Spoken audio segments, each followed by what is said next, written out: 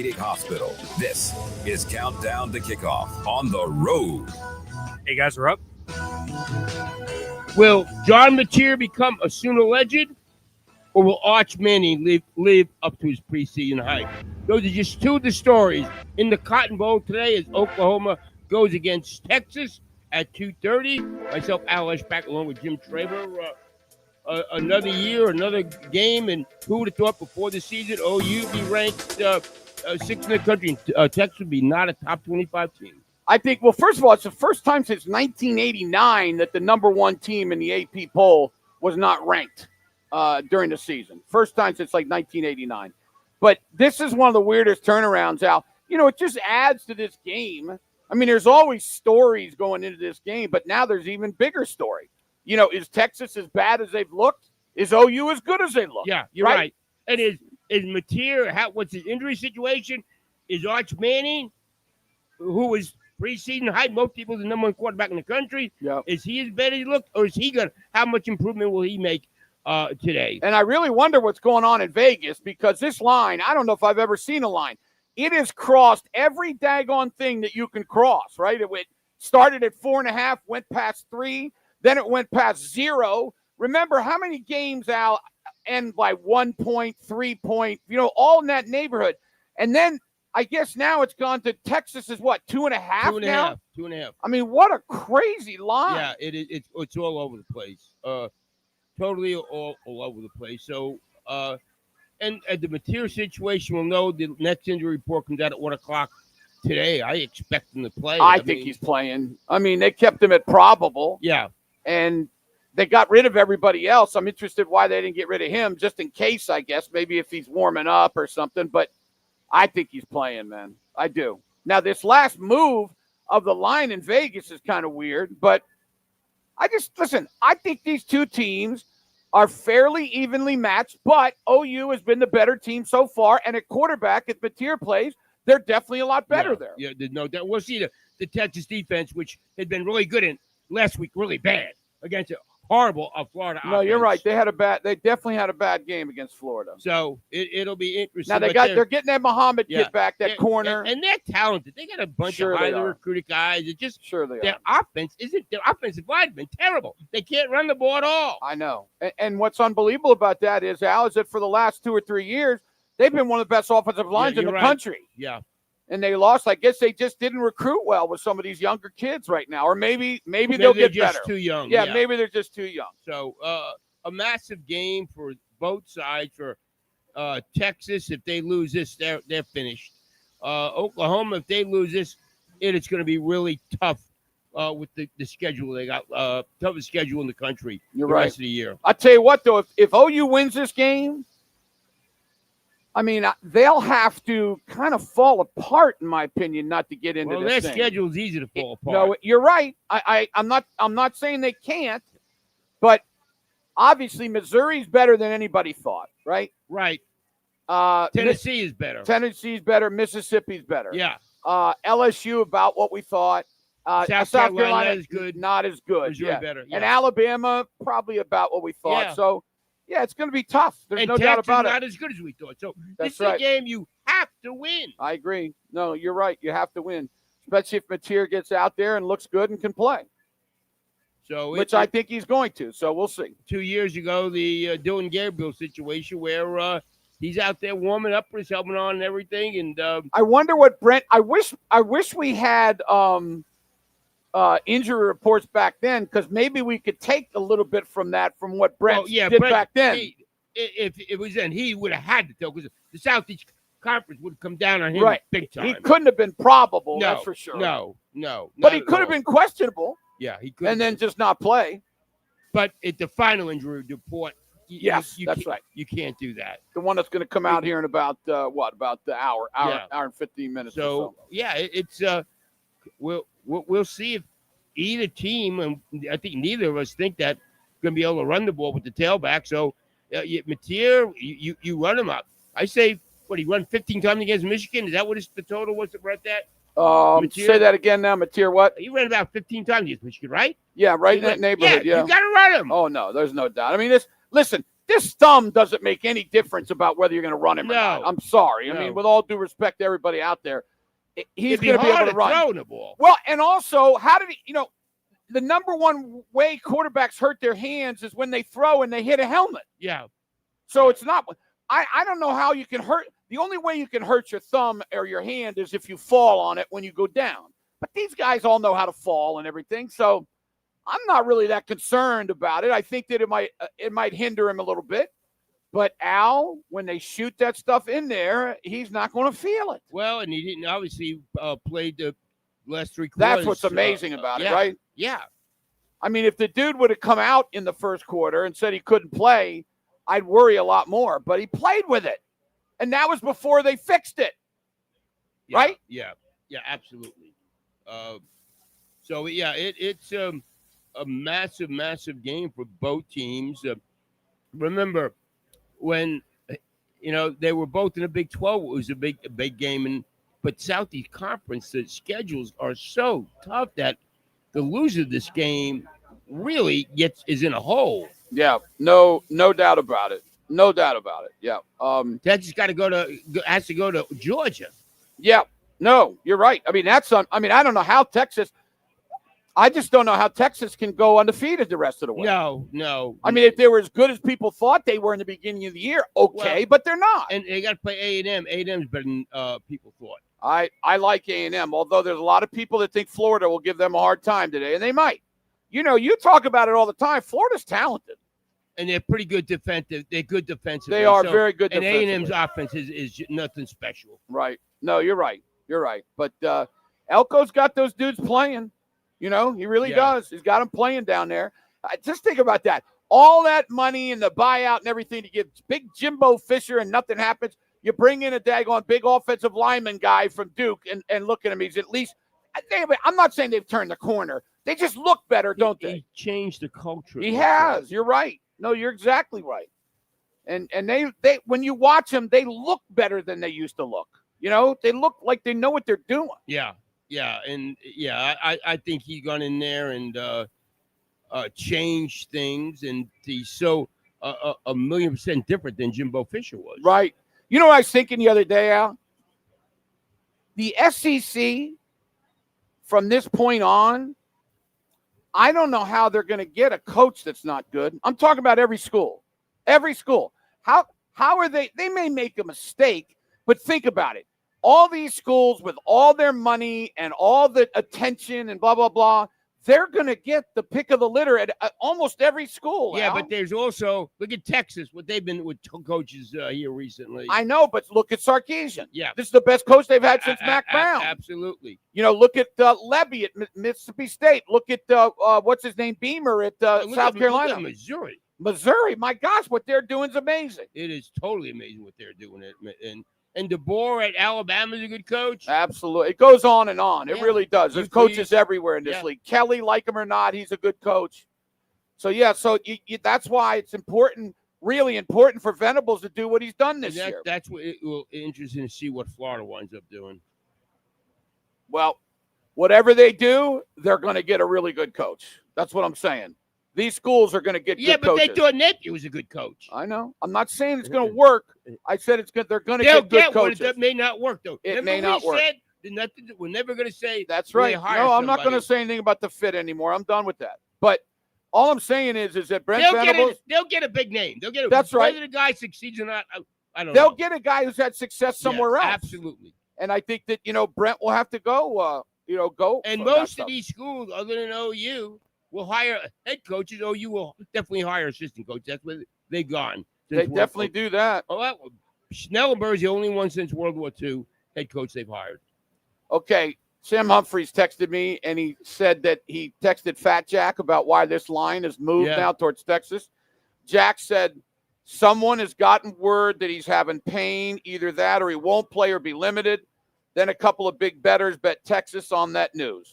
Game day news like that is sometimes valid news, sometimes not. Fat Jack, listen, he doesn't buy into all that stuff. Yeah. He said, we will see. He said, actually, I saw the line start to move last night about 10 o'clock is what Jack said. So who knows? Who knows? Again, we're going to find out in about an hour, 20 minutes from now when the final report comes out. So if he says probable, then you think he's playing. Well, yeah. If he wasn't, I think Shake could come down on him big time. I agree. No, I can't keep play games. I think it's either going to be probable or game time decision, or maybe even not even on there. I don't know. Look, it was a bad injury, but I just think that people get a little bit too fired up, Al. I do. I'm not saying he's not hurting. I'm not saying it was a big surgery. I understand all that. But I just think this dude's tough, man. Absolutely. I will actually be very surprised if he doesn't play. I will be very surprised also because everyone this year that he's listed as probable has played. Everyone. Every player. Think about that. Yeah. So you would think that he's going to be getting out there. So going to be interesting. This Alabama stopped Missouri, huh? Yep. Now let's see if Missouri can stop Alabama. But we got some great games. Oklahoma State losing 10-7 now. I love what he's doing. I love what Meacham's doing up there, though. Yeah. People, if you didn't see it, he ran a daggone, threw the ball out to the wide receiver, then the wide receiver threw a touchdown pass to the running back. Pretty good stuff. Yeah, Alabama's driving right down the field again in Missouri. Yeah. Listen, I think Missouri's great offensively. Defensively, I think they're good, but I don't know if they've really faced an offensive team. We're going to find out. They played a weak schedule. That's what I was saying. We're going to find out a lot about Missouri. I don't think they've played many offenses really that have done a lot. No. So, and we'll see about their offense. They haven't played anybody with a good defense either. No, that's true. That's definitely true. Although I do like the quarterback. Yeah, I like him too. He's a dual threat, and the Simpson kid at Alabama is really good player. He's playing really well. Yeah. So you would think. I mean, how would it be? It'd be close to impossible for teams like Alabama and those teams not to get good quarterbacks nowadays. You know, how could they not have a good quarterback? You see it though. Look at Georgia. I know. I'm just saying that's so weird. Well, you see, we talk about it all the time. They get these great 5-star quarterbacks. They don't pan out. I know. So it's easy not to get somebody. It's almost worth it nowadays to get your quarterback in the portal. Look at Vandergrift that went to Georgia. Coming into OU because Lincoln said, hey, I want him instead of Caleb Williams. And then they lost him. So they had to take Caleb Williams. It certainly helped, didn't it? Helped OU, didn't it? And Vandergrift stopped playing football anymore. I know it. I told you about what Munkin said back then. Munkin said, he goes, Vandergrift's really, I said, you like Vandergrift? He goes, yeah, no, he's really good. And then his next statement was, I'll tell you what, OU got a really good one. Yeah. So he knew that Caleb, you could hear it in his voice without saying it. He knew Caleb Williams was better than Vandergrift. We talk about it all the time. Malachi Nelson,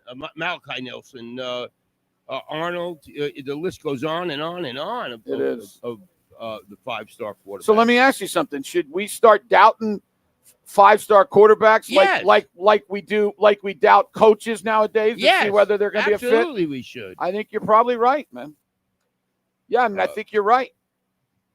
I mean, some of them, like the Underwood kid, he looks like he's talented. Yeah, he does. But let's see what they're going to do with him. Yeah, and he's just a true freshman. I mean, Arch Manning, we thought he was going to be a really, really good 5-star. Yep.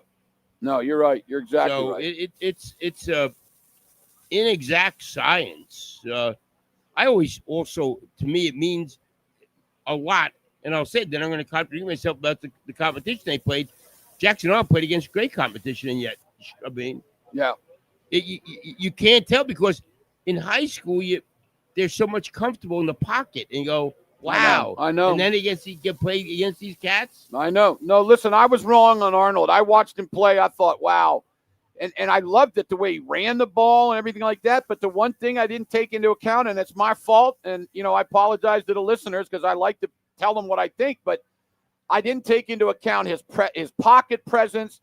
And just looking around the field because he was just so good at that level, Al, that he could do whatever he wanted to do, instead of have to go into progressions and things. And it's going to be interesting to see Manning run today. They got to run him, but wow.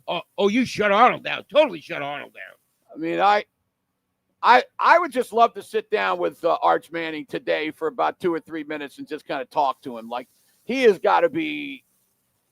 The pressure on him. I mean, are you kidding me? Unbelievable. I mean, this is the biggest, obviously a massive game for OU, Texas, and he is trying to prove himself. And Brent's going to go, we're going to screw you. Or they're going to come from everywhere.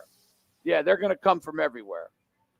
And especially this offensive line isn't very good at Texas. We talked about that. And that's one thing Brent has done this year. He's brought the defensive culture, and they have so much depth on defense. Well, Al, listen, they were good last year on defense, but they kept having to go back out on the field because the offense was so daggone bad. But now that the offense is complementing the defense, it makes the defense look even better. And people were freaking, well, God, how can we be as good as we don't have Stutzman and we don't have Billy Bowman? Yeah. Look at all these other cats. Yeah, no, I told you before, man, nothing against Stutzman. The dude's a really nice player. But I like the Kip Lewis kid better. That's just me. I think he's a stud, Al, Kip Lewis. Oh, I agree. I mean, he runs. And let me tell you, McKenzie's good, too. He is good, man. And you know who's made some nice plays is Daniels this year. Yes, he has. He played very well. When he wants to play, that dude can really, really play. But you know what? I'm going to be interested to see how high R. Mason Thomas goes. He is really a good player. I can't wait to see his measurements and stuff, and what he'll run and stuff. Yeah, he seems like he can really play. I think another guy that he reminds a little bit of a guy named Nick Benito. What was the second-round draft? What a story! Denver. What a story with Nick Benito, huh? Golly, I didn't think he's gonna be that good. You? No. But we knew he was special. I mean, with the way he played in college, right? Speed and everything. Yeah. Marvin Jones has played well also. Yeah, he's a good player. No, they got a bunch of good players. I just wonder. I can't wait for the draft the next couple of years to see how good they really are. Well, Jaden Jackson, David Stone. Stone has just become he's become a player now, yeah. Al.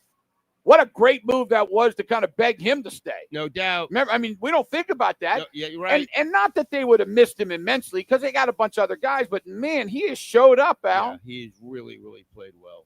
And that Halton kid is really good. Yeah. Dominic Williams, right? Goes on and on and on. Yeah, they got a lot of dudes, man, that can really play. The Okoye kid. That's right. He's getting involved. Yeah, they're good. They're now. You know what? It'd be interesting to see how I would think Texas one of the things they got to do on offensively is try to go long. I agree with that. Yeah, especially if you got Guillory out there, the young freshman. We saw what the South Carolina kid did to him. Not South Carolina. If Bowen's out there. It'll be interesting to see. Seems like they're kind of rotating the three of them. Yeah. Williams and Bowen. And Gentry Williams got the size you need out there. Yeah. Remember what they did against Auburn? Remember after Guillory got beat, they moved Gentry Williams over to cover the kid. So that's a smart move by Brent. Listen, Brent's a big-time defensive coach. Yep. There is no doubt about it. And let's see what Arbuckle does. We think he's a big time offensive coach. Let's see what I got a feeling he's going to bring some stuff today, Al. I really do too. I really do. With tempo and with different plays, I think he's really, really going to try to mess with. We watched that South Florida and North Texas. How about the tempo in that game, man? The South Florida they get after it. He's going to be the big name this year for he is definitely a big name. You're right, and since he's down there, he beat Florida. Heck, Florida might want him. Well, did he stoop? They didn't. I know. No, you're right. And then North Carolina will go after him. You would think so. You would hope OSU go after him. Yep. I wonder. You think would Arkansas go after him? If I was Arkansas, yeah. Arkansas's got, and OSU too, but Arkansas's got a chance here, Al, to really bring in a tremendous offensive mind and try their best to start speeding it up and doing some things to mess with the big boys of the SEC. Totally agree. That's what they got to do. And like you said before, they should have done it with Leach. This is an injury, of course. Again, my a weakness for going on message boards last year. Why are you bringing Arbuckle? You can't win the SEC with the air raid. You can't, just foolish people. You know what? That was true about 15 years ago. It's not true anymore. When you're ready. Well, not true anymore. Mike Leach won with the air raid. Not 15 years 25 ago. years ago. I'm talking about in the SEC. That's what you said. Oh, you lit them up, the SEC schools? No, they did, but I'm talking about every week. There was nobody in that league that was doing it. But 15 years ago, the Big 12 was better than the SEC. I should have said 10. How about that? Okay. Now you're right. 15 years ago, you're right. Remember when they were in divisions? Oh, my God. The Big 12 South. Oh, remember how good they were? Oh, it was unbelievable. Baylor was really good. Tech was really good. OU, OSU. Texas. A&M. Yeah. What a daggone division. Crazy. I know. What a crazy division. All right, very good. Well, it's countdown to kickoff right here live from the State Fair of Texas. We're in the Dobson Fiber Mobile Studios. We are right here in front of the African American Museum by the Magnolia Beer Garden at the Grand Gate. Game time sponsored by McBride Orthopedic Hospital, delivering the highest level of orthopedic care in Oklahoma. And just don't forget, I want to remind people now, because of the preseason Thunder game, our post-game show will be on 98.9, KISS 98.9, our sister station. It's got a really good signal. And so you'll be able to hear us. So when the game ends, just switch it on over to 98.9, and we will be getting after it. When we return, we'll continue to talk about some of the games going on last night. Also, that crazy baseball game. You would think when they have replay that they could get it right after replay, but they just can't figure it out, can they? We'll be back right here on the Leader in Sports. Curtis Fitzpatrick coming up next on The Animal.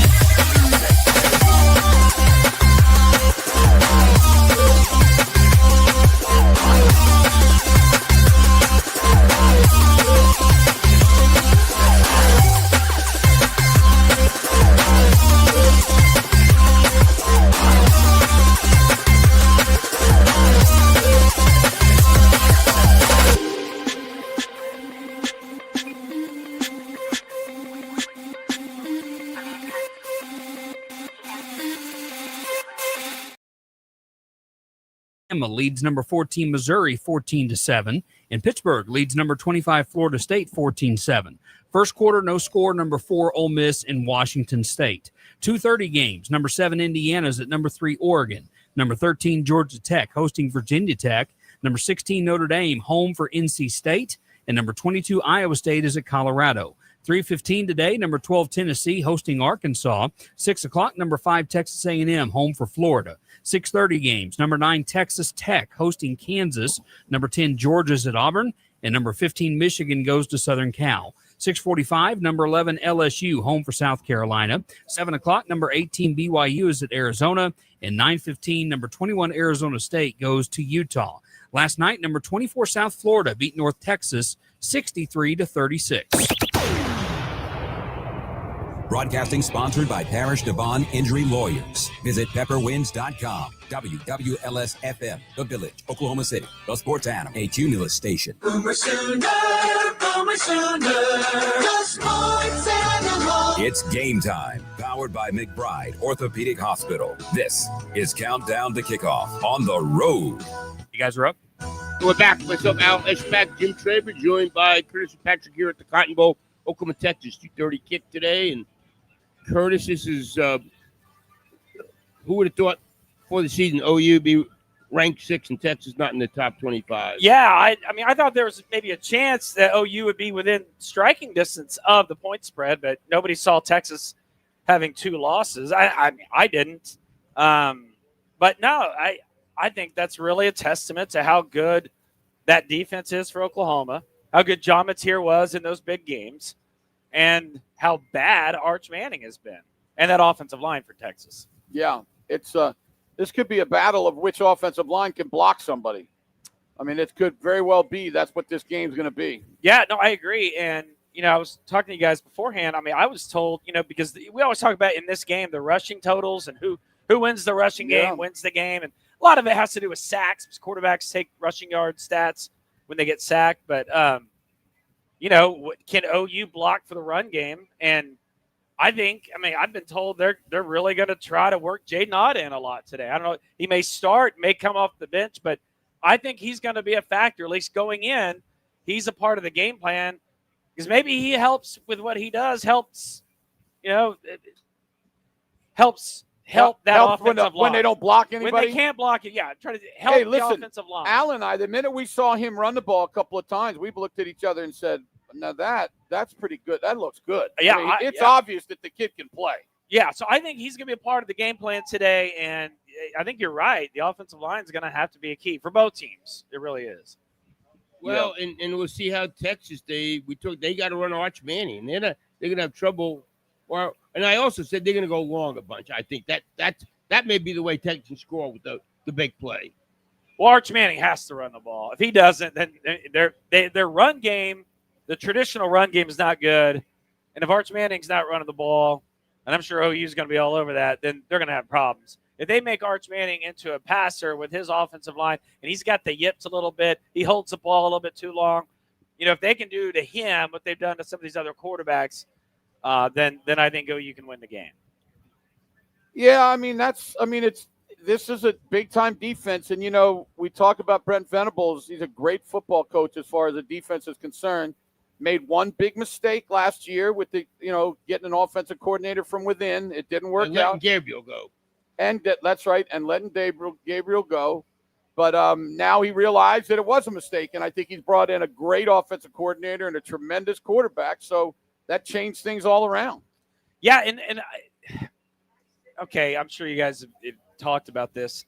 Is there a chance with John Mateer that he's just ready in case something happens to Michael Hawkins, or is he definitely going out first team reps? Why would you do that? Would you? If he's ready to play, you got to play him, right?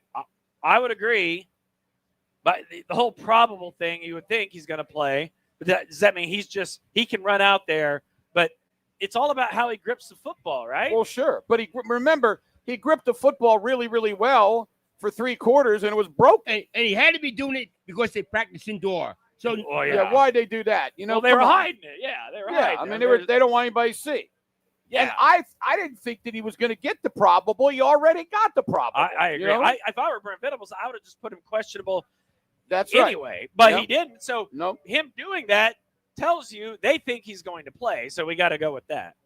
And, Right. and And- you think start and have all first Al team brings reps. up a great point. I mean, I think Sankey is serious about this daggone injury report. In what regard? Like what would And he do? that he's gonna fine you if you mess around with it. Just I like really the do. NFL. This is no games. Yeah, no, this this is done is- for people betting. That's right. It's Yeah. all about the betting and all that other stuff, which I know some people say, so what? But it's a huge part of this thing. So I don't know, But you man. could designate somebody probable and he doesn't get in, you know. No, I mean that's true, but I don't know, man. I'm with you. I'm kind of with you. I mean, I think it all means he's going to play.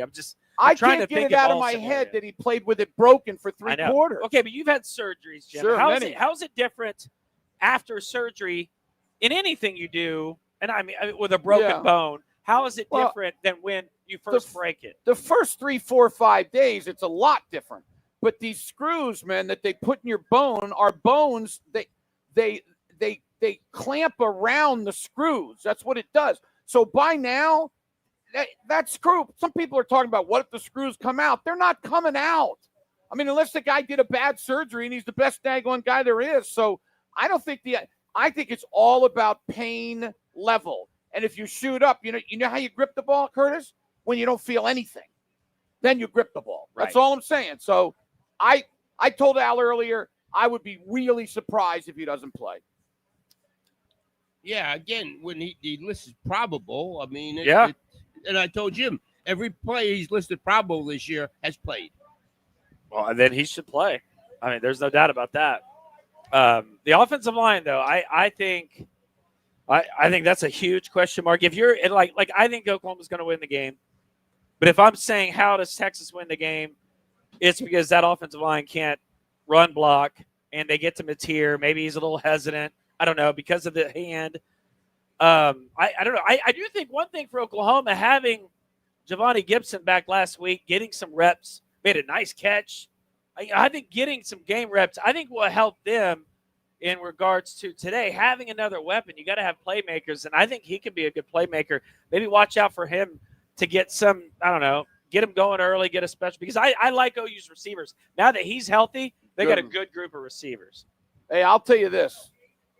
There's only one place that they're not either good or really good, and that's the offensive line. Right. Every other place. Special teams have been fantastic. Special teams are unbelievable. Really good. I mean, they may have one of the best special teams in the country. The kicker kicking from 55. I haven't seen but I will say this: the kickers nowadays are getting ridiculous. In the NFL, Yeah. 55 is like a chip shot for some of these guys now. I mean, they kick, they punt, they I return know. punts. Now You're right. sometimes it's a little scary. They're maybe not catching it or catching it when they shouldn't, whatever. But they've been really effective when they have. Maybe Isaiah Satania. I heard you guys talking about this yesterday. Maybe he's an X factor. He's a good football player. He really is. And special teams, that can make or break this game. Well, for years I've seen OU all years lose when Texas gets a long field goal or OU misses field goal. Sure.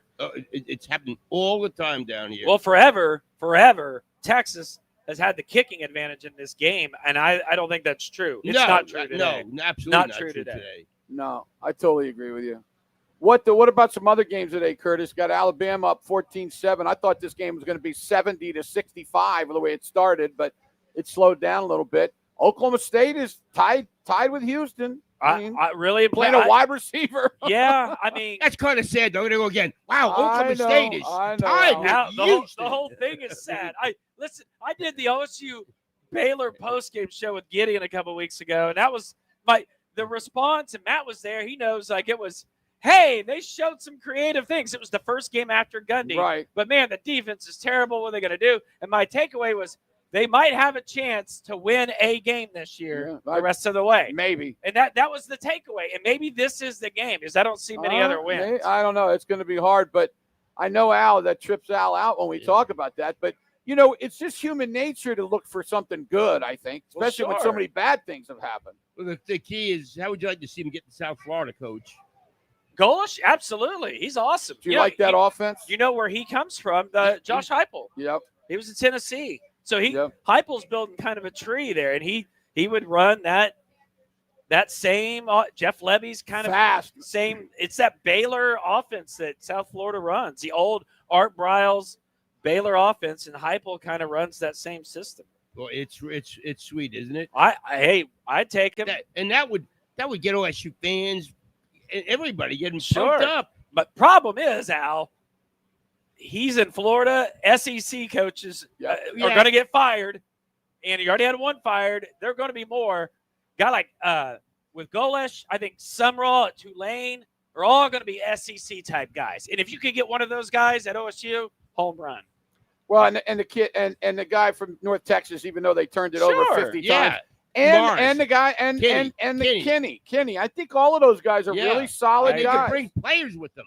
I agree. Bring some players, bring an exciting offense. Yeah. Even though that quarterback didn't play very well in the second half, I tell you what, you bring him to OSU from North Texas He's young. last night.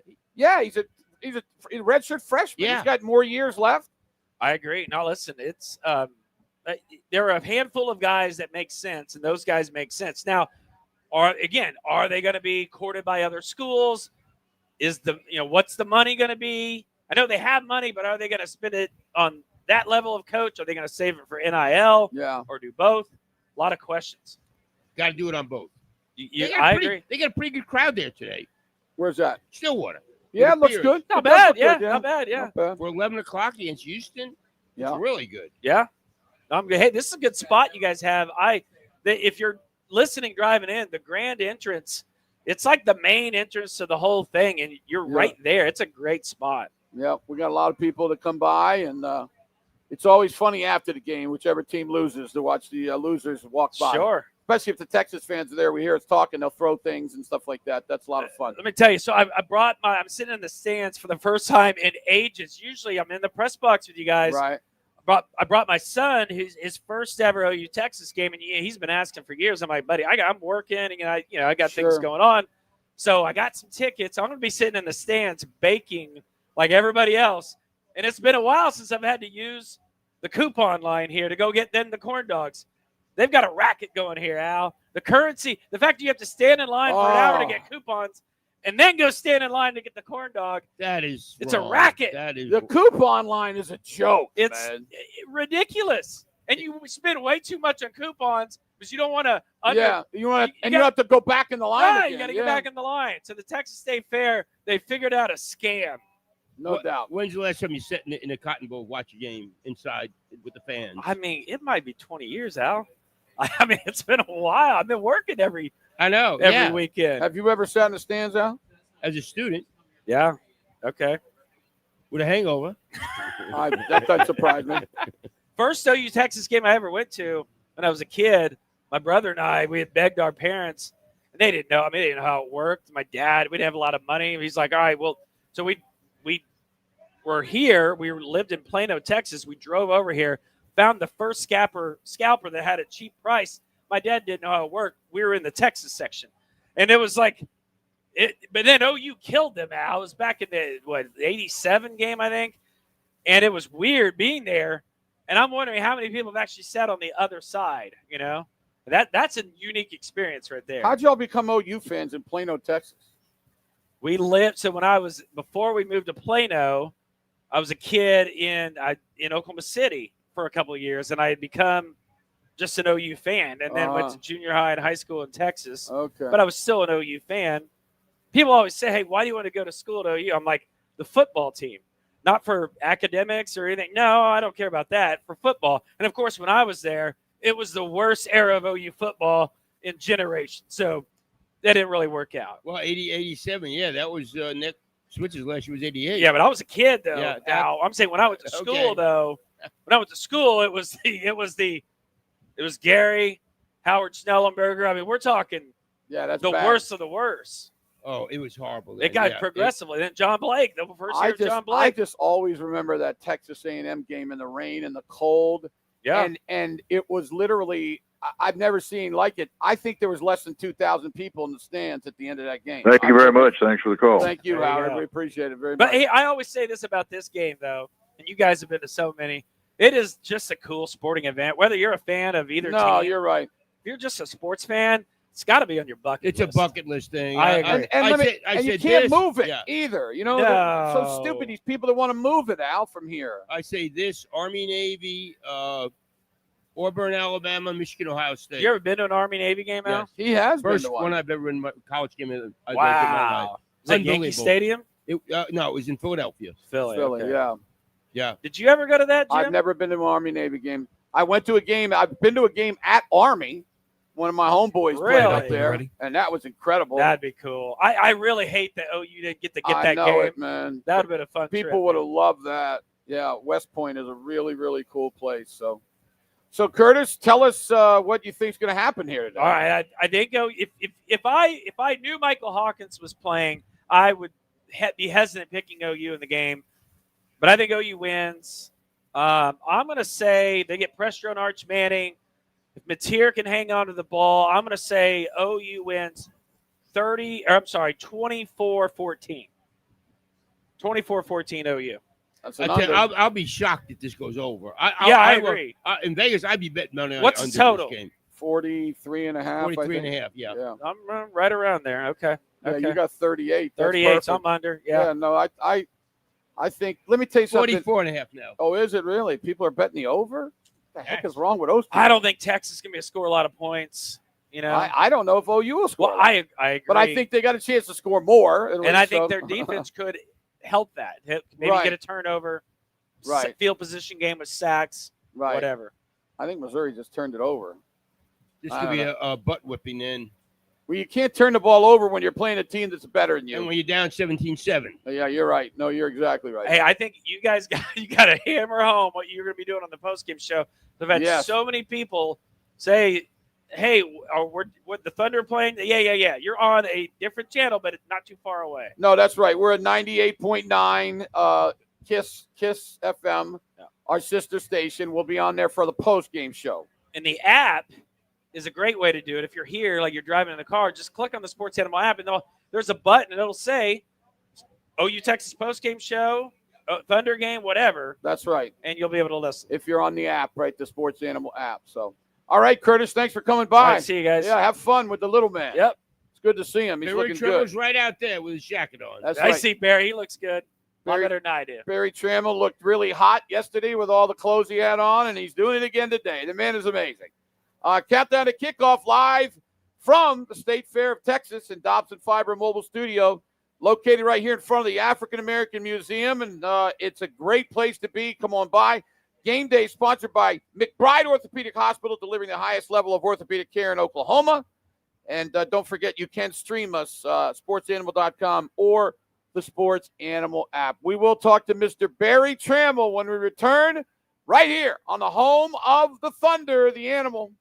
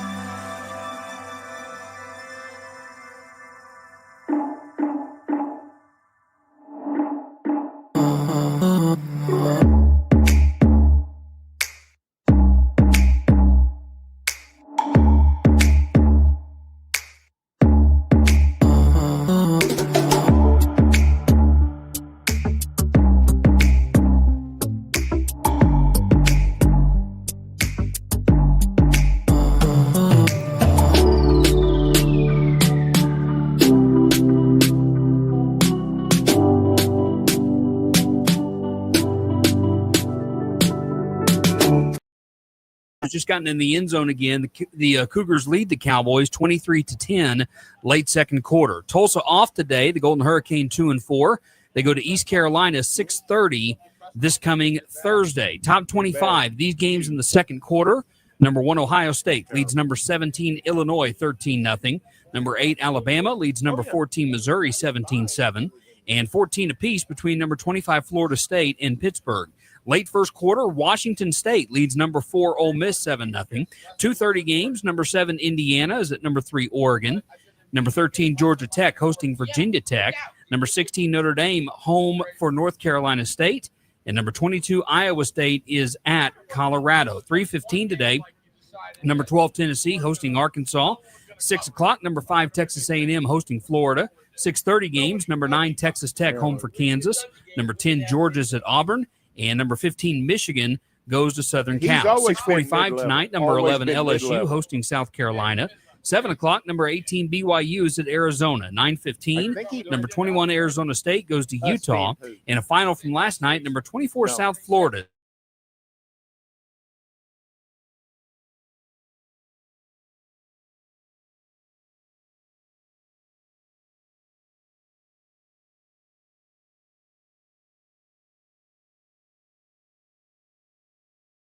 Cannon and Associates. It's time to survey the field and map out today's key matchups. Sponsored by Arcoma Surveying and Mapping, the survey benchmark for Oklahoma's infrastructure. Visit arcomasurvey.com. You guys are up? We're back. Myself, Alex Beck, Jim Trevor, Barry Trammell has joined us. OU Texas, right here at the Cotton Bowl at 2:30. Survey the field, guys. Barry, I think both teams are going to have to throw the ball. I'll be shocked that there's much success for a tailback run game. The question is how much they're even going to try. Why would you even try? Neither That's team's what Jim running. and I say. You always say, right, Jim? Now, if you got with Arch and Mateer, just run the. If you want to run the quarterback. Right. Amen. I'm Go with empty you. and just spread everybody out and say we're either going to throw it or here comes our quarterback. I'm totally with you. You're exactly right. If you can't figure out how to run the ball, don't do it. I mean, my gosh, some of these times everybody that old deal of you got to establish the run. Okay. As days are gone. Yeah, those days By the are way, gone. you guys should be very proud of me. Why is that? From the press box, I walked straight here. Good Did not job. get lost. Didn't waver. I knew I was sort of on the right Perfect. path, and here I came. Al and I came here. I just followed Jim. I would have That's got right. lost. It was good. And just surveying the stadium, it looks like they have alleviated the mass of people trying to get in on. It's like a cows are going through that little thing. Yes, and they got more entrances, so I think that's going to be better for people. I think, especially for me and Al. We usually have to walk through all that stuff. So now I think we might be able to go by the corn dogs there and go right over to the right. Yes. Yeah, I think we're going to be. It's going to be better for us. So. We're very happy. Hey, Bobby Burton. What Trim? Let's talk a little bit about some other games right now. OSU was 10-10 about 6 seconds ago. Now it's 24-10. So they're getting ready. I think getting ready to get blown out.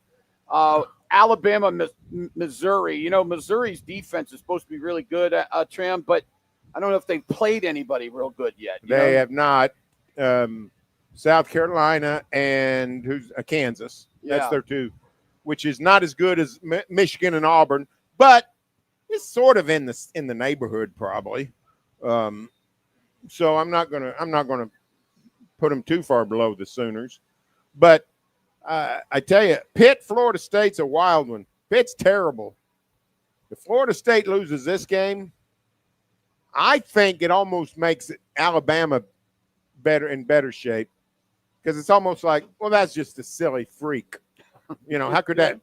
I think that in some ways helps Alabama. Do you know that if Florida State loses this game, that'll be, I think they said 9 straight games in conference that they've lost or something like that. Really? Florida State in that conference. Ole Miss is losing to Washington State at the end of one. Yeah, that can't happen. 7-0. I'm playing SEC Survivor.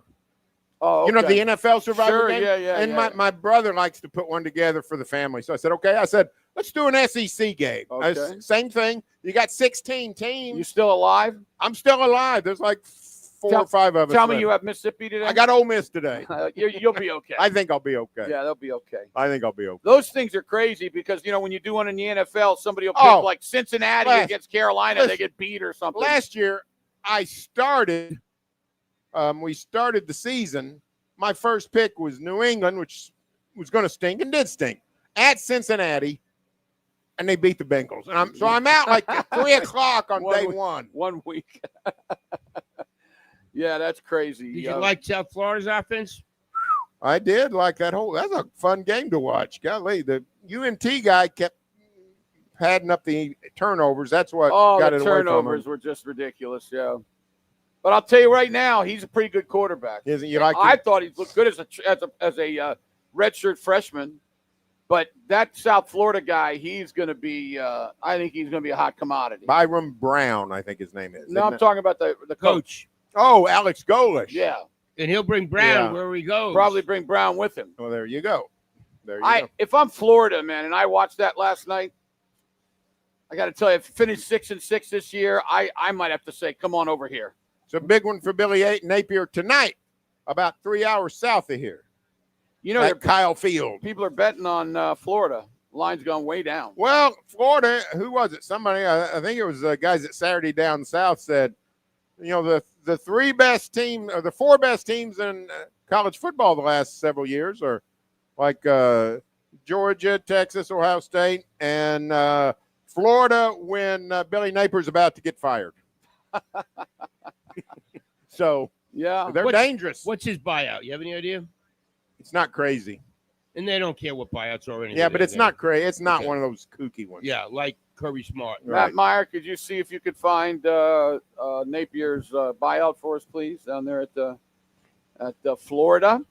What do you think about? Not a lot of talk about Oregon and Indiana. I guess it's because everybody thinks Oregon's going to beat them up. I'm looking at for Napier, 85% of his remaining contract at the time of the firing, which at the end of this season would be just under $20 million. Yeah. Okay. That's what a mad world we live in. Where $18 million is not isn't that much. Kooky. Yeah. Golly, you know what that buy you? That'd buy you 18 unbelievable ball players. Right. And then you go out and beat anybody you want. Yeah, no, you're exactly right. So what about the Oregon game, guys? I mean, I think Oregon's the best team in the country, but this Indiana team, they're kind of pesky. Everybody thought, Illinois could be a game. They blew them off the face of the earth. Now, last year they got killed by the big boys. So what do I you think I would pick Indiana if they were playing in Bloomington. I can't pick them in Oregon, but I think Oregon may be a little overrated just because the Penn State deal. Penn State's not any good Yeah, at you're all. right. You look at that and you go, Penn State stinks. You know, and they had Penn State dead to rights and let it go to overtime. So I'm not. What if Ohio State's just the best team again? Wouldn't that be a bummer for the season? They might be. You're right. They might be. Not for the Ohio State fans. Yeah, But let's you're see, they're right. up 13-0 at Illinois. Yeah, I Yeah. thought Illinois could play them tough, and obviously they can't. Well, I mean, it's not. You know, they're making them kick field goals a couple times, so I That don't know. Jeremiah Smith kid has made a couple catches that are just ridiculous. He's going to be an unbelievable superstar in the NFL. Is this his Unbelievable. third year? Second? No, second year. He was a freshman, him and Ryan Williams? Both of them, yeah. Okay. Ryan See- Williams hadn't turned Yeah. out to be as good. No, you're right. They're not Dropping giving the some ball. balls Yeah. and stuff. I got to tell you, though, I'd love to see Jeremiah Smith challenge the daggone deal. Me too. Let's go. Let's see what happens. Let's go. He can only lose, right, Al? Yep, you can only lose. And he'd be the perfect kind of guy because his body's ready, plays a position he could go in right away. Well, if he went in the draft, he'd be top 5 at To worst, 10, and yep, maybe yep, he might go earlier than that. yep. You're right. No, you're right.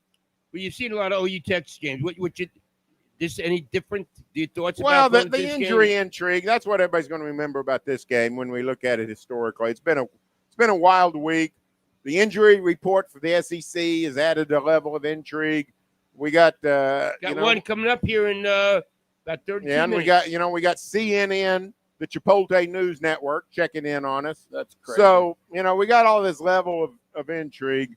But when you look at, Mateer, and I mentioned this maybe on the show yesterday, Pete Thamel's report earlier in the week saying John Mateer is pushing to play. Yeah, you think? I mean, John Mateer's at Chipotle saying, somebody said, you going to play? Yeah, I'm playing. What? Nah, he's going to go all dark and disturbed on him. So, yeah. but I think I'm with you guys. I think their injury report is fairly serious business. I don't think it's just a throwaway thing. So I think OU is playing it pretty by the book. So I think it's likely he's going to play. And if he does, I think that's the difference. Unless he's going to play severely hampered. Then you don't play him. Then you probably don't play. Yeah. These coaches are so paranoid about everything. This might be a nice little deal for them to tell the truth about their injuries. be. And then maybe they'll understand that maybe they don't need to be as paranoid. Maybe not. Although I thought about this paranoia where he said 55 years ago, OU ran a wishbone, and they came out in pregame running the deal. They did. Yeah. Yeah, like So- Texas is going to change Yeah. his defense Yeah. So during the national anthem. this is going to fool him.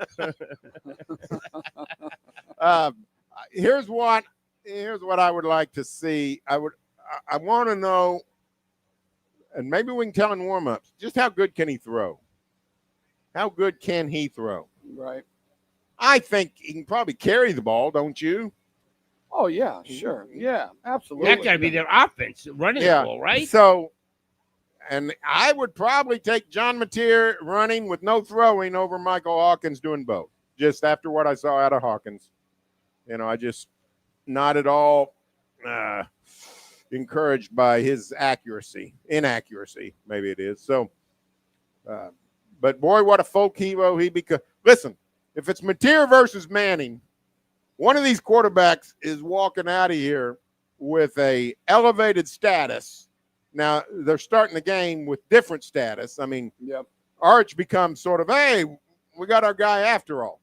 If it's Mateer, folk hero status. I mean, if Mateer comes out like this 17 days after that surgery and plays really well and they win the game, not only will he shoot to the top of the Heisman, but this will be a deal not as great as Willis Reed, but that kind of deal. It'd be OU's version of That's Willis right. Reed. I That's mean, exactly Al, right. you remember the Willis Reed very well, right? Absolutely. I mean, Yeah. talk about 55 years ago. Against That's Will Chamberlain. 55 years ago, and everybody in America, all you have to do is say Willis Reed, That's right. and that's what they think of. You're right. And, You're here's exactly what right. people don't really remember. Willis Reed was not able to play in that game. I think he scored 4 points. He made the first basket. Right. He didn't do much. It wasn't No. like It was great. it was literally just an emotional lift. And Wilt did nothing. Yeah, but that's right. So it was a Was a game in the Garden? is in the Madison Square Garden. Yes, they is where went it was. nuts. When he came out, he Oh, came yeah. they went nuts. No, oh man.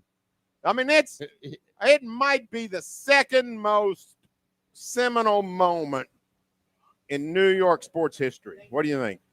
Bobby Thompson's home run, number 1, 1951, and Willis Reed, number 2. Yeah, that that might agree. have Yeah. that might be how they rank. Yeah. Wow, I have to think. I mean, you guys know better about history than I do. I I'd have mean, to think we've about seen a lot. I mean, we've seen a perfect game in the World Series. We've seen Cookie Lavaghetto's catch in the left hip field corner off Yogi Berra. We've seen a lot.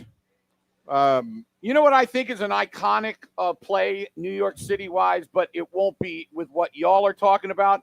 Is that play that Jeter made on that relay That's a against good one. the Oakland A's? No. Hey, that's a big. That's timer. one of the most unbelievable. Yeah. I can't explain to you how hard what he did. Yeah, no, that's a good one. Remember that, Al, where he just Yeah. he Well, pitched it all right. to the catcher? Yeah, and an iconic one that I was there in person was Alan Amici going in Oh, overtime. that's what I was asking. Was that at Yankee That Stadium? was at Yankee Stadium. Okay, there you go. That was up there then. The game of the century in the NFL. Yeah. Colts Giants 58 Colts. title game. That's right, the Yeah. Colts. That's exactly. That's a great right. one. That's a Well, great one. Yeah, this game has a lot going in, and it could have a whole bunch coming out too. Yeah. You know, story wise. Listen, what we do all off season, we talked about Brent Venables' job status. Yep. You're right. If they win this game today, OU's going to be in the top 4 Yep. with a bunch of big games ahead of them, but they're going to be one of the stories of college football. The whole narrative will have changed for Brent Venables in this program. I told Al that Brent Venables could be on the verge of maybe winning Coach of the Year. If they can finish. If they strong. rip off a 10-2 and get in Oh, the man. playoff after what happened last year, and with this schedule, yeah, with his schedule, have you yeah, looked at the last 5 games? it's number one. It's the number one schedule in the country right last now. 5 teams OU play, all are right now in the AP top 14. Now Missouri, if they don't beat Alabama, is going to fall off. They're down 7 at halftime. Eli Drinkwitz is going cuckoo, but As usual. yeah. In other words, situation normal. It's obviously he can coach, though, right? Now look at that! Look at that construction going on at Mizzou. That's massive. Look at that! Holy Moses! Look at that! That Wow. That is unbelievable. looks like they're playing in downtown Oklahoma City or What something. is that, man? That's crazy. Yeah, And there's no one sitting there yet. right. So they're doing it in the middle of the season. Yeah. Look at that behind them. Look yeah, at that, Al. I mean it's That is insane. I had no idea they were doing that. That was open, right? That whole thing was open. Well, wasn't it? It was I- short, though. it depends on which end it is. I can't tell which end it is at Faroe Field. Golly, that's crazy. That is crazy. That north end is where there was a rock. That was the north end where they had that slope, that green That's slope. right. That They people got rid sat of on. that. Yeah. They got rid of the slope. Wow. I wonder how much they're adding to it. I don't know. Looks like it's interesting. Getting a lot of money in being the SEC. Yeah, that's true. You're exact. And they That's listen. true. You got to. We talk about facilities don't mean as much, but you do have to make You sure got to that- have them. You got to have people coming too. I guarantee you, man, the people are fired up. This game right here, they probably could have got another 10 or 15 grand in there. Which means money, a lot of money. Now that you won't. I don't know if you'll understand this, Jim, as much as Al, but it's crazy how the Cotton Bowl has expanded. I remember when the Cotton Bowl seated 68,000 people, and today it seats 96,000. Wow. Do you guys remember it, like as it went? Oh yeah. Or was it gradual? Where you it's didn't gradual. remember it? Yeah, it's gradual. Yeah, no, it's gradual. They Very gradual. went to 72, and then it went up to, I don't know, 78 or something. And then it got up to 92, and then 96. I mean, the end zones used to be not as tall. It didn't have an upper deck. Neither end zone. Let me. What are the games they play in here? Grambling, Prairie Views, all Is that annual. Yeah, everything they're doing over there is for this one day. That Now is- they're doing other stuff. I think this is World Cup International Media Headquarters is right here. Oh, glad to know that. So I guess I don't know if they're going to play a soccer game or not, but this is where everything's headquartered. So They play a game in Dallas. They play a couple in Dallas. but I didn't know if it was here or at They play everywhere. Jerry. Oh, I don't play here. I guarantee Jerry's you're not World. playing here. What'd you say, 96 here? 96 right now. Oh, well, they could play here. You know, those soccer fans, you got to have every bit of close to 100. Well, here. that's I mean, bigger than Jerry's World. How many Jerry's World?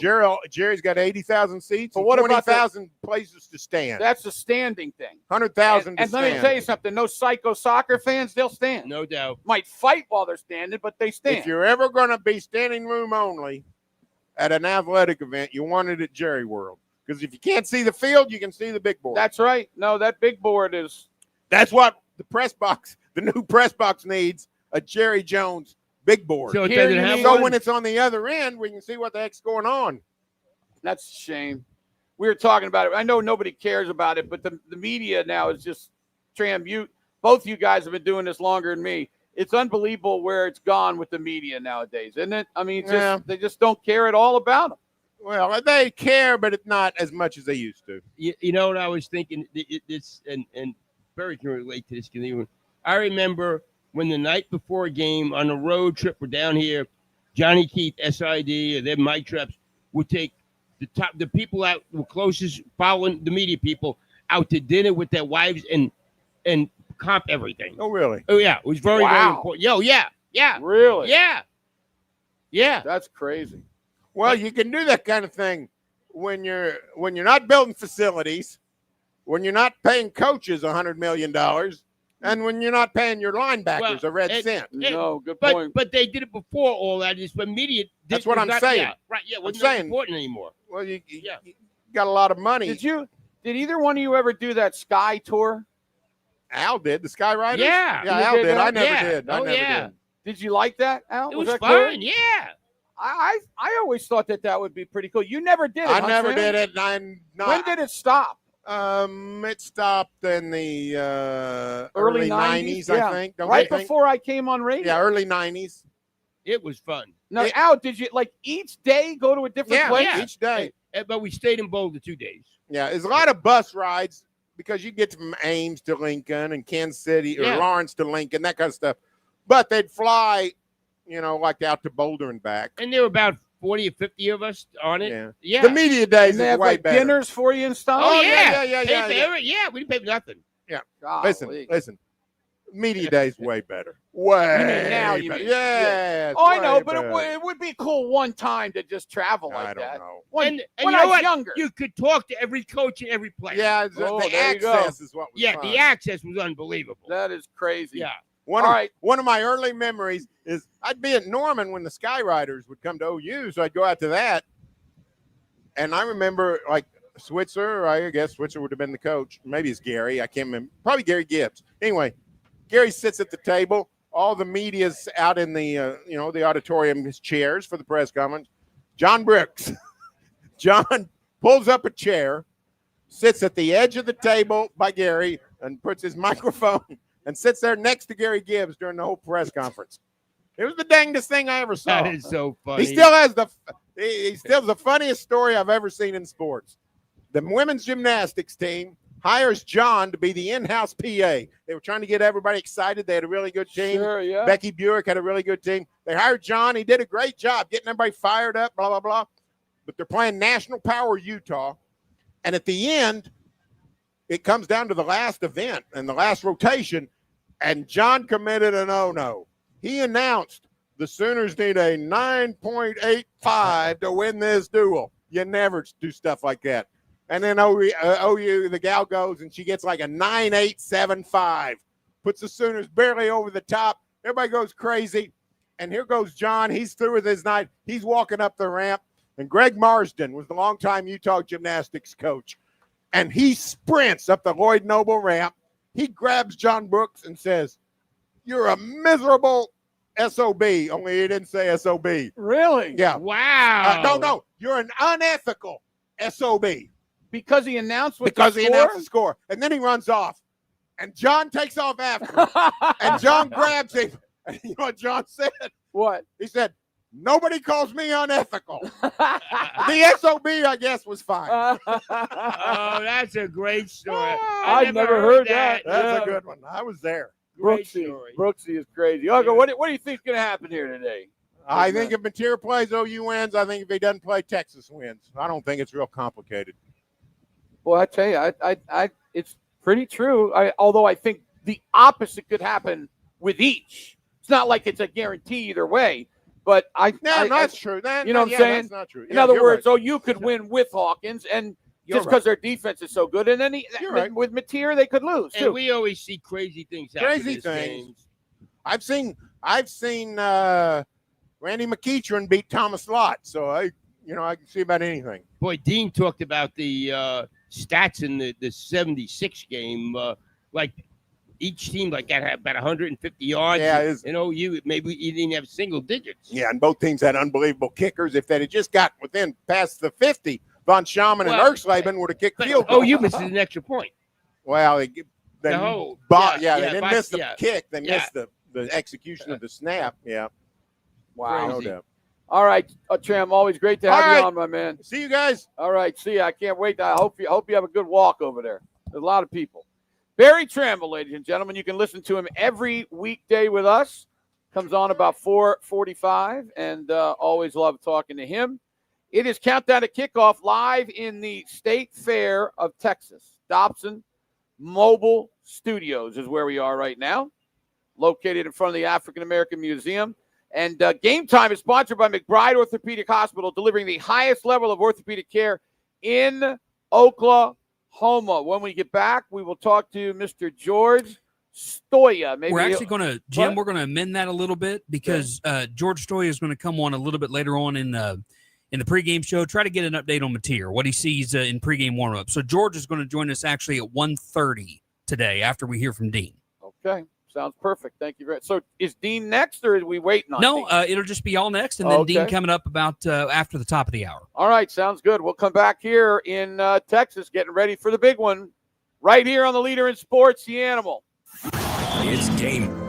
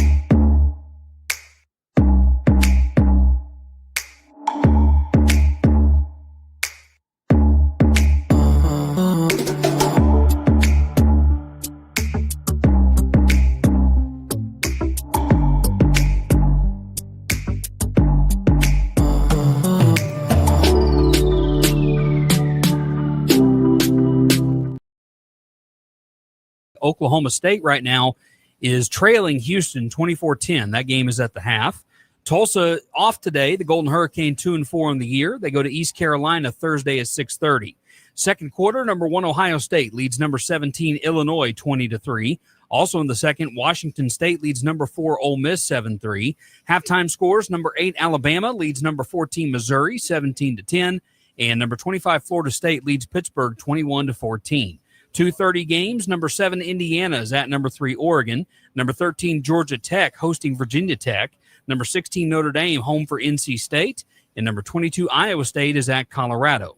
3:15 number 12 Tennessee hosting Arkansas. 6 o'clock number 5 Texas A&M home for Florida. Number 9 Texas Tech hosting Kansas at 6:30.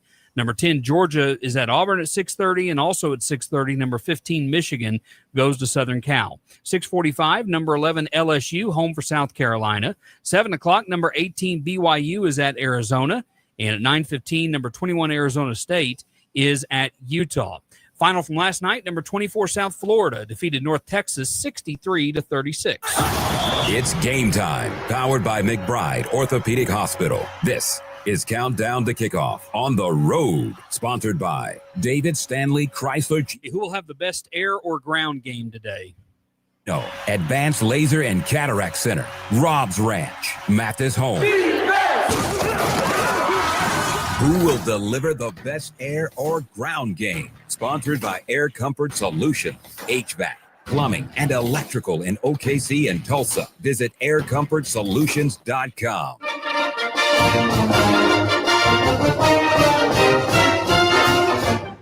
And we're back. Myself, Al Eschbach, Drew Traber, Oklahoma, going against Texas. 2:30 in the Cotton Bowl. Who will have the best air ground game? I mean, you would think John Mateer would. So, yeah, you would think so. The ground game is interesting because I just don't know if either side's going to be able to run the ball with their running back. I agree. You know, interesting what he said about Ott. Well, I mean, I'm sure they saw what you and I saw. No doubt. I mean, the kid is good. But so is Blaylock. You're right. But I think that, they're going to play both of them. They're going to play both of them. They'll definitely play both of them. You know, you worry a little bit about a true freshman in this atmosphere, maybe if, with a fumble or something like that. I'd play the guy who blocks the best, too. Well, that's really a key. You're right. You certainly don't want Mateer getting all lit up in the pocket. So, well, it's going to be. It's, by the way, with 6 minutes left in the first half, Ole Miss is losing 7-3 to Washington State. They obviously are like, don't care about this game. I mean, That's that's crazy. crazy. Who they play next week, Matt? I know they play. Oh, they come to OU in 2 weeks. Who does Ole Miss play next week? They are at Georgia. Wow. Oh, yeah, they're definitely. That would explain the look ahead. The midnight train right over to Georgia. And then at Oklahoma, that's a heck of a back-to-back there. Georgia Yeah, and OU, both on the road. 2 road games. I mean, are you kidding me? Now, the schedule after that for Ole Miss is relatively easy. I won't just say totally easy. South Carolina at home, the Citadel at home, Florida at home, at Mississippi State. Oh, they're going to go undefeated after that. Yeah. Guys, if they can just split Georgia and OU, they're going 11-1. They could go 11-1. Yeah. Yeah. As long as they don't blow things today, they should be in good shape to at least go 10-2. Now, the game in Starkville won't be easy. That won't be just a throw your hat on the field game. I don't think, anyway. Well, Mississippi State's better. It's a big rivalry. But it's where's it at? It's in Starkville. It's at Mississippi Okay, well, State. no, that will be that. You're right. That's a rivalry game. By the way, UCLA is up 24-7 on Michigan State. UCLA has turned around. They got rid of their coach. Maybe they keep their interim guy. I mean, if he keeps doing this, Yeah. Michigan State was a 7.5-point favorite, and they're down 17 right now in Boy, talk about a job, Jim, that's gone downhill. A program that's gone downhill. It's crazy. Really? Remember they got the quick fix in the portal, and then boom. I know it. Well, Well, that they got coach rid of got in trouble. Tucker. They got rid of he Mel got in Tucker. trouble. He was doing Yeah. stupid stuff. But yeah, they've had some. Really good coaches. Heck, Saban was there, right? Yes, he was. But yeah, Michigan State definitely has gone down the tubes. I mean, have they won a game, Matt?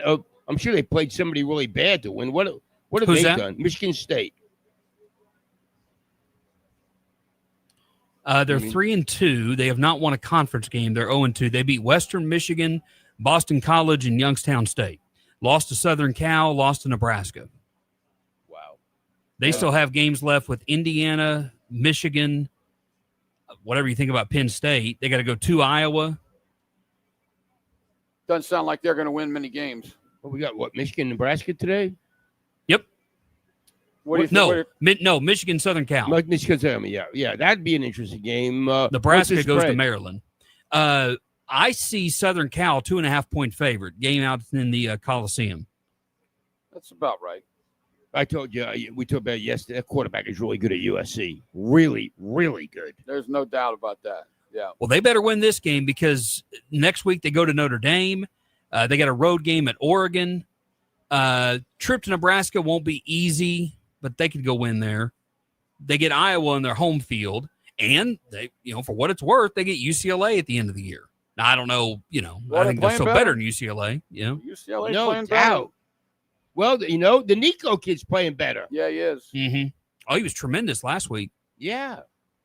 You know who's tied for dead last in the league right now in the Big 12? Wisconsin. 10. Yeah, Wisconsin. Well, for that matter, Rutgers 0-3, and then there's 4 teams 0-2. But who else is Penn State? Penn State. Penn State's 0-2 in the league. That's a thing of beauty. Isn't that crazy? Look at these teams that look like they've been going to be knocked out of the playoffs so early in the year.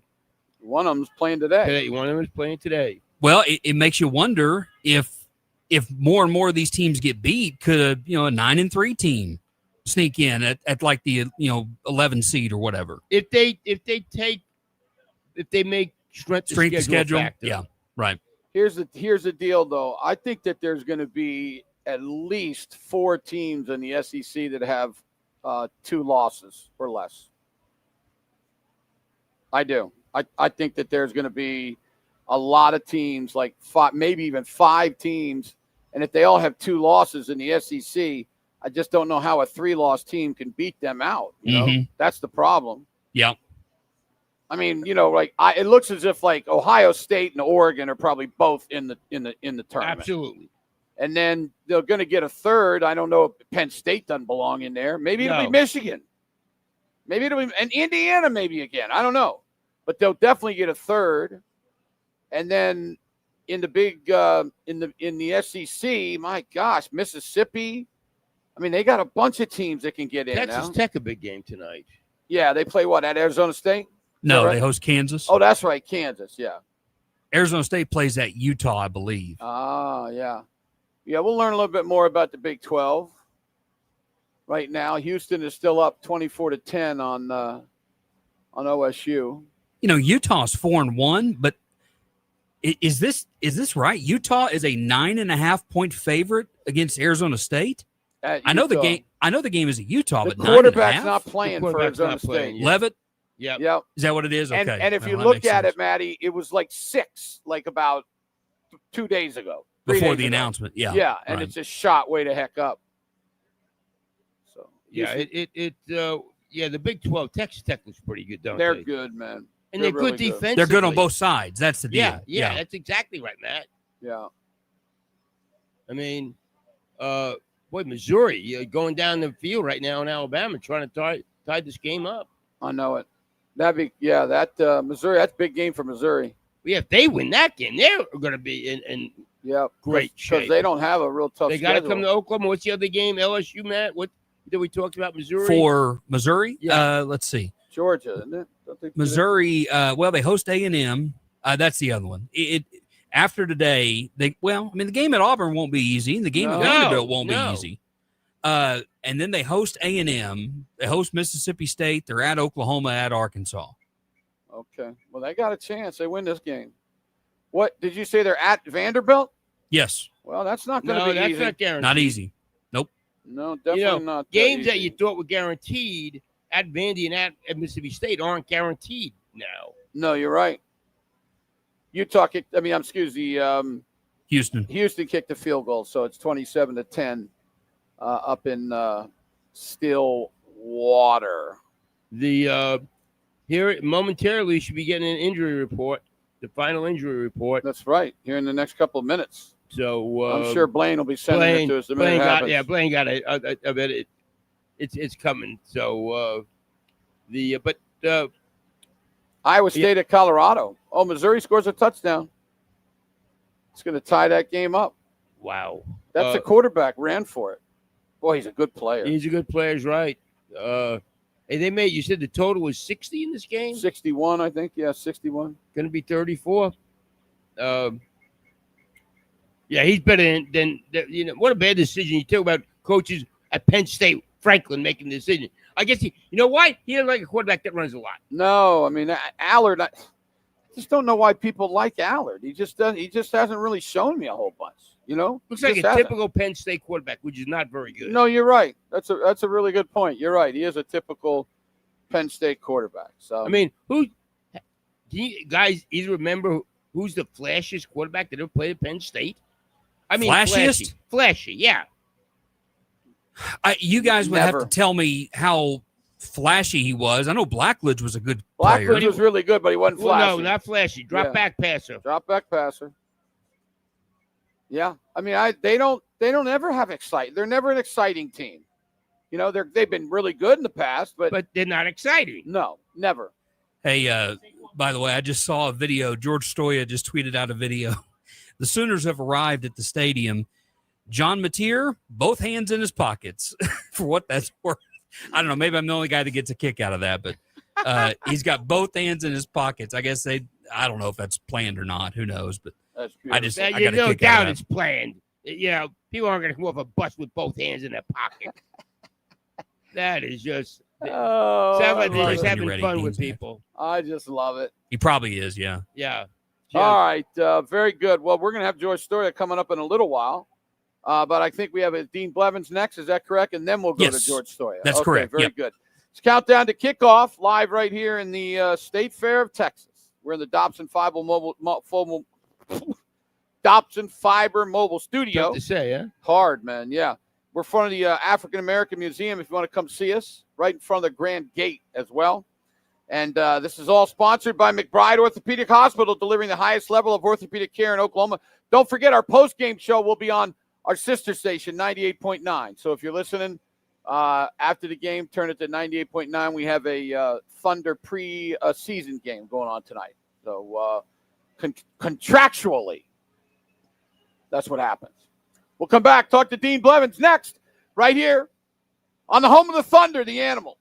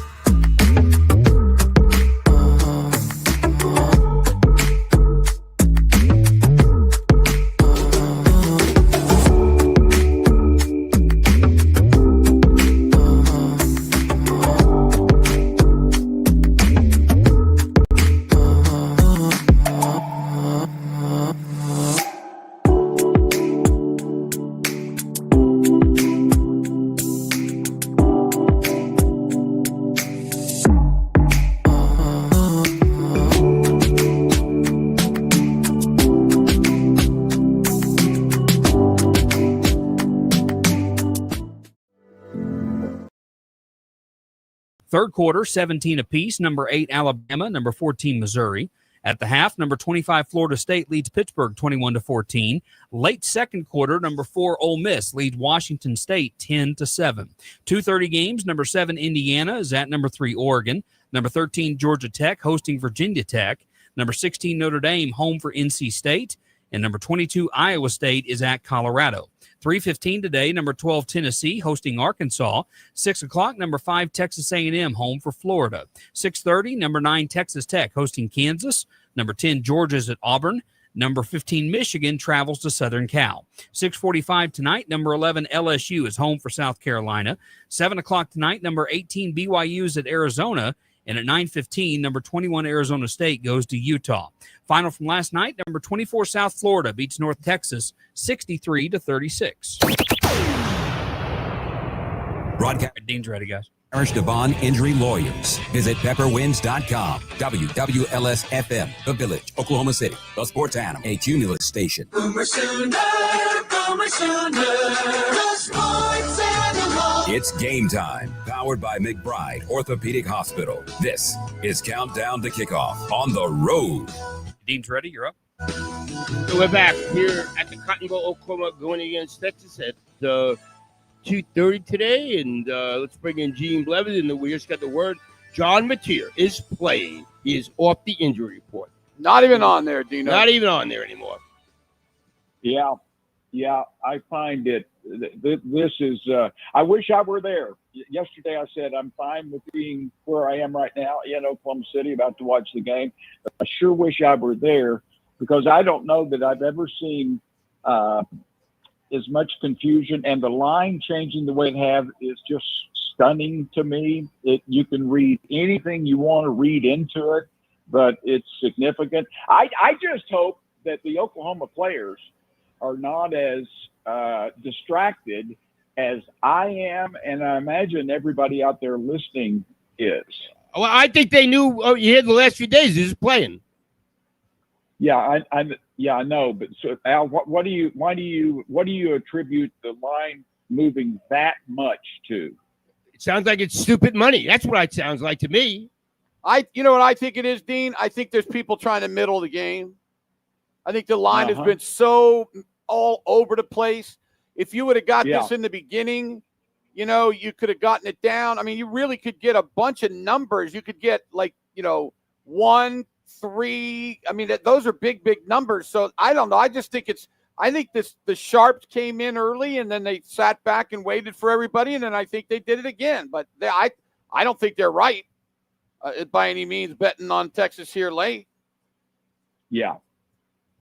Well, I'm ready for it to start and get some answers out there on the field.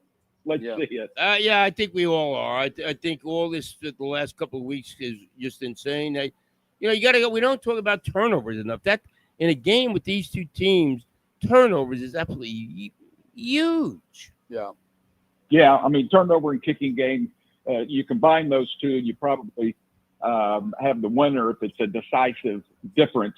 Oklahoma has to feel so much better with where their kickers are right now, and that's a big deal going into this game. And a lot better than what I would have thought, because as I reported to you guys in preseason, when I was able to get down there for 2 hours in a practice and get some strong intel, the info I got was at the comment that I came back and told you guys that I was told from very high up on the food chain. How's the kicking game? How are the kickers? Average. And then one of the people there said average at best. And they're not average right now, those two kickers. Now, I say that, and this is a game, Al, and I saw somebody write this. We had talked about on radio Texas blocking a punt. I think that I think that it wouldn't surprise me if one of the teams gets a punt block.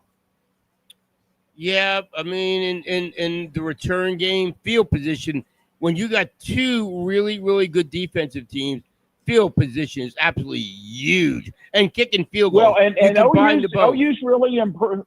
And OU's really improved in the punt return game. I mean, Satania's dropped a couple and he's looked shaky, but that was a few weeks ago. And I got to say that having him back there, he to me is more of a threat or more just of a positive results guy. You know, if 5 yards is there or 20 yards is there, it seems like he makes it. Yeah. No, you're right. I can't wait to see exactly what Mateer can do. You know, it's obvious. Well, that's the game to me. Yeah. Yeah. And that's the game to me. It's obvious, Dean. I mean, from where they brought him to, he's either convinced them or he's really close. I mean, not 100% probably, but pretty close, Dean. If he's not even on the daggone list anymore. Yeah. Well, I think that just means that he's starting, and there's no question about it. So it sounds like that they've been up front and straightforward from the start with all that. I think people should keep an eye on. You guys have seen it and heard it where defensive players have been coached to, like the Texas players will be coached to hit the quarterback, hit Mateer hard and often. And all teams go into games when they have a quarterback who either gets spooked or who is injured with that type of mentality. And I think that, keep an eye on that. Will there be some roughing the passer, excessive roughing the passer, or worse? Yeah, Texas better watch out if they try to do something like that and it's stupid. They get 15-yard penalty, right? Yeah, right. Guys, we talk about a fast start being important quite often, but especially in a low-scoring game, I think that the first quarter, or maybe even you'll maybe know before then. I think that the first quarter, I'll say, I think you'll probably know who's going to win, or you have a good feeling about who's going to win. It is so important this game. Dino, I always love to ask you when we come down here. When Al and I were walking over from the parking lot today, and they've redone everything. It's just crazy. And there are places you can't go and you can go now. But I said to Al, I said, man, it must be really cool to come out and play in this game. And I just wanted to get your thoughts on it, Dean, about when you first got the chance to walk down the ramp and everything. Tell us a little bit about it. Well, it was, first of all, I was the number 2 quarterback behind Steve Davis, and I was on the kickoff return team. And it was back in that era when we had copied Texas, the way they had a guy stand on the 20-yard line with his back facing the away from the kicker. You're basically looking back at Joe Washington and whoever else we had running the kicks back. So I was in on those plays, and for the first 2 years I didn't play, and then my third year was the starter when I was in the hospital. So I can tell you about the ambiance and the vitriol and coming down the ramp. It was like none other. It was vicious back in those days, because there was sheer hatred with Coach Switzer's years and the Texas fans, and the OU fans were doing their part too. But it was exhilarating, Jim. It was, you had read about it, you had heard about it, and it was more than you had actually built it up in your mind, because you could, at an earlier time, both teams were in the ramp. Al, you remember that? It wasn't right. Yeah. Both teams were down there. Yeah. Oh, they was pushing and shoving and everything, right, team? And our team in 74 hated Marty Aiken so much, the Texas quarterback, feeling he was a hot dog.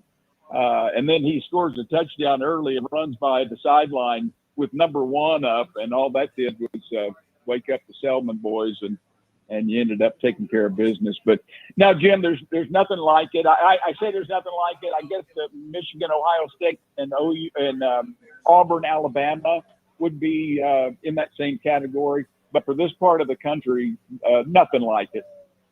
Blaine has let us know that Mateer is stretching in the tunnel, and he has no brace on. So we'll see. And it was interesting when he came off the bus. He had both hands in his pocket. How about that, Dino? He had his hands in his pocket. They're messing with them so badly. Oh, you gotta love that.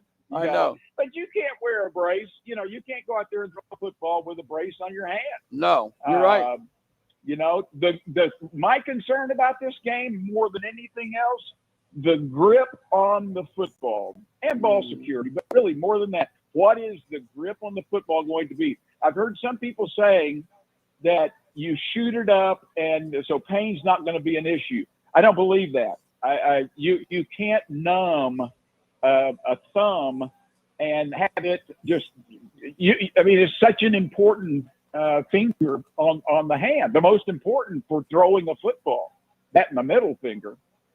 Yeah. Well, I mean, and I always hanker back to him with it broken for 3 quarters. He was throwing the ball. I don't know if they shot him up during that, but I know he played.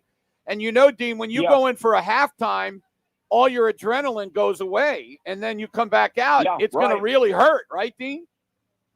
Exactly. And there may be some masking of pain, but in terms of just thinking that there's no pain, that's just not right. No, the only thing that gets rid of all the pain would be his adrenaline, you know, and he might have a little bit of that. Well, but and I'll say if he can't grip the ball, he shouldn't be playing. Oh, he'll grip it. Yeah, he'll grip it. That's what they're not going to send him out there and he can't. No, Al, we're not saying that he can't grip it. We're saying to what degree will he not? It won't be 100%. Yeah, and that's a key. Yeah. I'm just saying that's a key element in the game. It's breaking it down to a really small a thumb that could be the difference in this game. Because as I said from the beginning, and I like Jordan Rogers on SEC Network, but I noticed that he's been saying the last couple of days the same thing. As I said from the beginning, if you give me Mateer and tell me he's going to play well, I'm taking Oklahoma. But anything less, if he's not ready to go or he doesn't play, or now we know he's going to start at least, then I'm not taking Oklahoma. So I think it's that big a deal. So yeah, I mean, I just think I think he's ready to play. I just think 17 days, I think he's ready to play. I got a great, Dean, you'll love this. I got a great text from a friend of mine. I want to read this, both you guys. He said, we live in a sissified world, because obviously I say that all the time. He goes, 30 years ago, we'd have been wondering why Mateer wasn't sucking it up and playing. And nowadays, we're all questioning why he is playing. Yeah. I mean, that's a difference in the way it is now, isn't it? Totally different. Well, I understand, guys, but you follow doctors' orders to a large degree. And the doctors are, I mean, anyone that I've talked to, no one has told me less than 4 weeks. They've all said, or most of them have said 4 to 6 weeks. So, there's been that in there, Jim. I do think that your note is great, but it's there's two sides to that. And you know what I tell them? He just said the best doctor in the world operating on, and the doctor said he could play. I just think the guy showed us what his pain tolerance is. So if everything's set well and the daggone screws are in the bone where they're supposed to be, he should be able to go. And Shin wouldn't. The parents and them with the pro thing wouldn't let him play if they thought there's harm or he couldn't play well. I mean, I agree with you on that, Al. So they're showing him live. They're showing him live on TV now, jumping up and down on the field. Al, I hear you, but hearing that saying that the doctor just said you can go, you're good. There were caveats in those comments, so I'd love to know what those were. Well, I mean, I don't know whatever. We talked about the Indiana player, Goff playing less than these days with the injury. Yeah. So, yeah. Well, let's talk about Manning. What they got to do about Manning? I go back to saying that if the Oklahoma football team doesn't take it as big a distraction as all the rest of us are, then they're going to be fine. Yeah. I think Manning will make plays, and I think that Sark is tremendous at what he does, Al. I think the key for Oklahoma defensively will be those big play potentials where Arch has not hit them very well, and other teams against Oklahoma hasn't hit guys that were either busted coverage or beaten, how many times they were beaten. So I think that's the critical thing. I think we know how the front seven and the forcing unit's going to play. I think it's the Texas big play potential is what I think is the key. Now, if we were sitting with Arch Manning right now, Dean, I guarantee you that he'd be pretty daggone, he's got to have some butterflies and be nervous. It's a big, big game for him to show what he can do. If you're sitting next to him as a coach of his, what are you telling him about this game, Dean? Well, Jim, I look at it and say that he's been through it 2 times already. Now, he hadn't been the Ewers guy out there playing every snap, but he's been through that. So I'm glad you brought that up, because he and his head coach and offensive coordinator, this is not their first rodeo. This is the 5th for Sarkisian, and it's the third for Manning. So it's a little different than Arbuckle and the Sooners. And there's no reason you can't go out there in your first attempt and go win and line it up and surprise. But if you look at the true experience in this game, Arch has been there. But there's no question he's got the pressure on him. My God. Yeah, you got it. It'll be, and Brent's going to come with all different type blitzes and angles. They're going to be coming at him, guys, right? No doubt. Going to mess with him, Dean. Got to mess with the youngster. So should be pretty exciting down here. It's a shame you're not down here with us, Dino, but I'm sure you'll be able to enjoy all the football. Should be fun. So tell us, so are you kind of with a whole bunch of other people right now, basically saying that what do you got? Tell me, what do you got? Oh, he's on the field with the ball. No, I'm saying first. I've said always, first team to 10 wins. If Mateer plays and plays the way he can play, I got Oklahoma. If you want me to put numbers on it, I'd say 20-17. And if he doesn't play or doesn't play pretty well, I think it's like 17-9 Texas. But you can't have it both ways.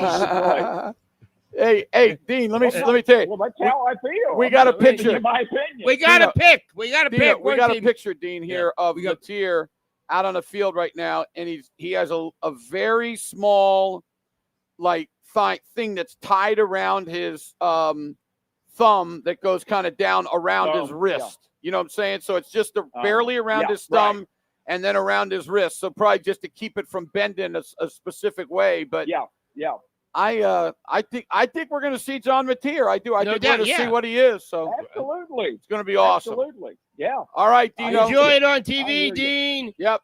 Thanks. Okay, guys. See ya. Bye-bye. Dean Blevins. You can hear him with us every Monday through Friday as well. He comes on at around 5:25. No, we always go later than that. So 5:28. Yeah, that's more like 5:29 because we are very undisciplined. Countdown to kickoff, live from the State Fair here of Texas.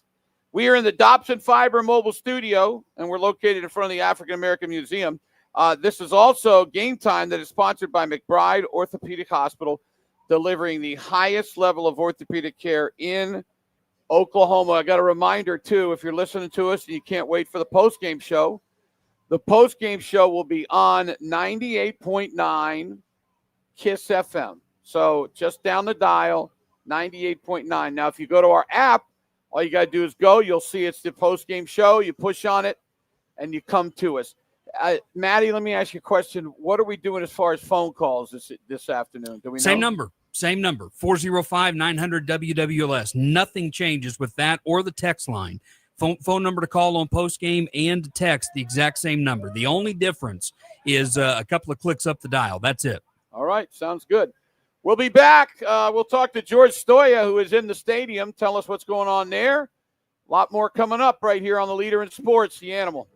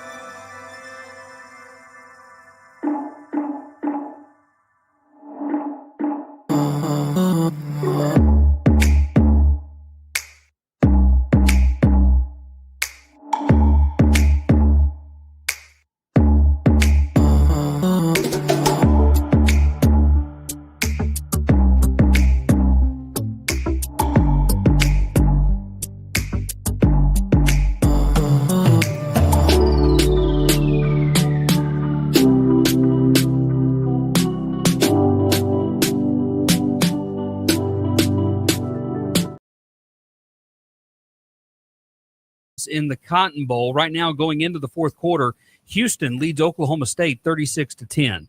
Tulsa 2-4 on the year. They're off today. They go to East Carolina 6:30 on Thursday. Third quarter scores: number 1 Ohio State leads number 17 Illinois 20-10. Number 8 Alabama leads number 14 Missouri 20-17. Number 25 Florida State leads Pittsburgh 24-21. Halftime, number 4 Ole Miss leads Washington State 10-7. 2:30 games. Number 7 Indiana is at number 3 Oregon. Number 13 Georgia Tech hosting Virginia Tech. Number 16 Notre Dame home for NC State. And number 22 Iowa State is at Colorado. 3:15 today. Number 12 Tennessee is home for Arkansas. 6 o'clock. Number 5 Texas A&M home for Florida. Number 9 Texas Tech hosting Kansas at 6:30. Also at 6:30, number 10 Georgia is at Auburn. Number 15 Michigan goes to Southern Cal. And at 6:45 tonight, number 11 LSU home for South Carolina. 7 o'clock tonight, number 18 BYU is at Arizona. 9:15 tonight, number 21 Arizona State goes to Utah. And a final from last night, number 24 South Florida beat North Texas 63-36. It's game time. Powered by McBride Injury report here. George is ready. Down to kickoff on the road. Sponsored by Parish Devon Injury Lawyers, Seth Wadley Ford, Ortho Plus, OG&E, Valvoline Instant Oil Change, Louie's Grill and Bar. Who is in and who is out? This is the Ortho Plus Game Day Injury Report. Sponsored by Ortho Plus. When pain hits, get relief fast at Ortho Plus. Orthopedic specialists. Same-day care. Walk-ins welcome. Call 405-906-3375 or visit orthoplusclinic.com. You guys are up? And we're back. What's up, Alex? Jim Craven, joined by George Stoy. Does a great job pursuing the scoop. Who's in or out? Jim just got a text, George, that Mattia was throwing at 45-yard spirals. Yeah, he's guys, I just watched him warm up for about, 20. If you know he broke it, you would. Okay, we got to get George to a different spot. Yeah, let's get George to a different spot because he's Yeah, Matty. Try to get him because he's going to give us some good info. Yeah, I think he was trying to say that you wouldn't even tell that he broke it. Yeah, exactly. This guy is impressive, Al. I mean, I don't know he had why. the best doctor in the world do exactly. I mean, it doesn't. I'm not surprised. You and I last Saturday, we remember we said when Brent said that. What was Assuming he's not going to play. You and yeah. I said that. That's and right. All week long, we've said he's playing. That's right. No, I bet you're exactly right. That assuming deal was a trip. Yeah. I mean, it just didn't make any sense. And then practicing indoors. Yeah. Oh, the practice indoor thing really gave it away. So we'll try to get George back. Yeah. He said that he just texted me. He said signal is terrible. Mateer was ripping it in warm-ups. Try it one more time. All right, let's try one more. Okay. George, you there? Yeah, Uh-oh. That's a shame. Doesn't sound good. All right, well, it's a shame because George is at the game. But he is telling me, he's texting me, and he's telling me how much, how good he looks. Which, again, I think we just forget about that now. Let's go play the game. Let's ride this injury stuff. Yeah, I wonder if this line maybe at the end, now that he's warming up, is going to move the other way. I wonder. Blaine will tell us if it does. I guarantee it, right? Yep. What a crazy line this has been. I don't know if I've ever seen a line move back and forth where one team's favored, then the other team's favored, then the other team's favored. I mean, I've seen lines move a long ways, but normally they move only one way. Well, and then if somebody got info that he wasn't playing, they got the wrong info. You're right. No, you're exactly right. They definitely got the wrong And, info. we've been around here seeing people say he's going to play, not going to play. So, no, you're right. There have been a lot of people on both sides. But I think that, we should listen to him. He's been telling anybody that wants to listen to him he's going to play. Right. Absolutely right. By the way, Mississippi finally went ahead of 10-7 at halftime. 10-7, yeah. Starting the third quarter. What you thought about Oklahoma State? Well, they're just not any good, Al. It's just sad, really. I mean, for OSU, they're just not competitive. That's what's really you're sad. Right. They're getting killed. It's interesting because they're playing this wide receiver here, who I know he's played some quarterback, but you're down, 26 points here in the fourth quarter. I wonder why you wouldn't bring that young kid in and just see if he can do anything. Yeah. I don't know. Good game, Alabama and Missouri. Really good right game. now. Yeah, right. Really good game. Missouri's showing that they can play with a big boy. That's right. And 20-17, great football game there. Ohio State impressive, up 20-10. Yeah, Illinois on at the road. Illinois on the road. That's a solid win if they can keep that going. A good road win at Washington. Yes, they did. Oregon State. Iowa State. Shut up. Ohio State is good. They're really good. He is doing he is loading it up there. They are loading players up, and they got guys that can really play. Yeah, and they want, just think of it. At the Michigan game, they want to fire him. I know it. They haven't lost since then. No, they have not. They have not lost. That's exactly right. It's literally one of the dumbest opinions I've ever had. And trust me, I've had a few.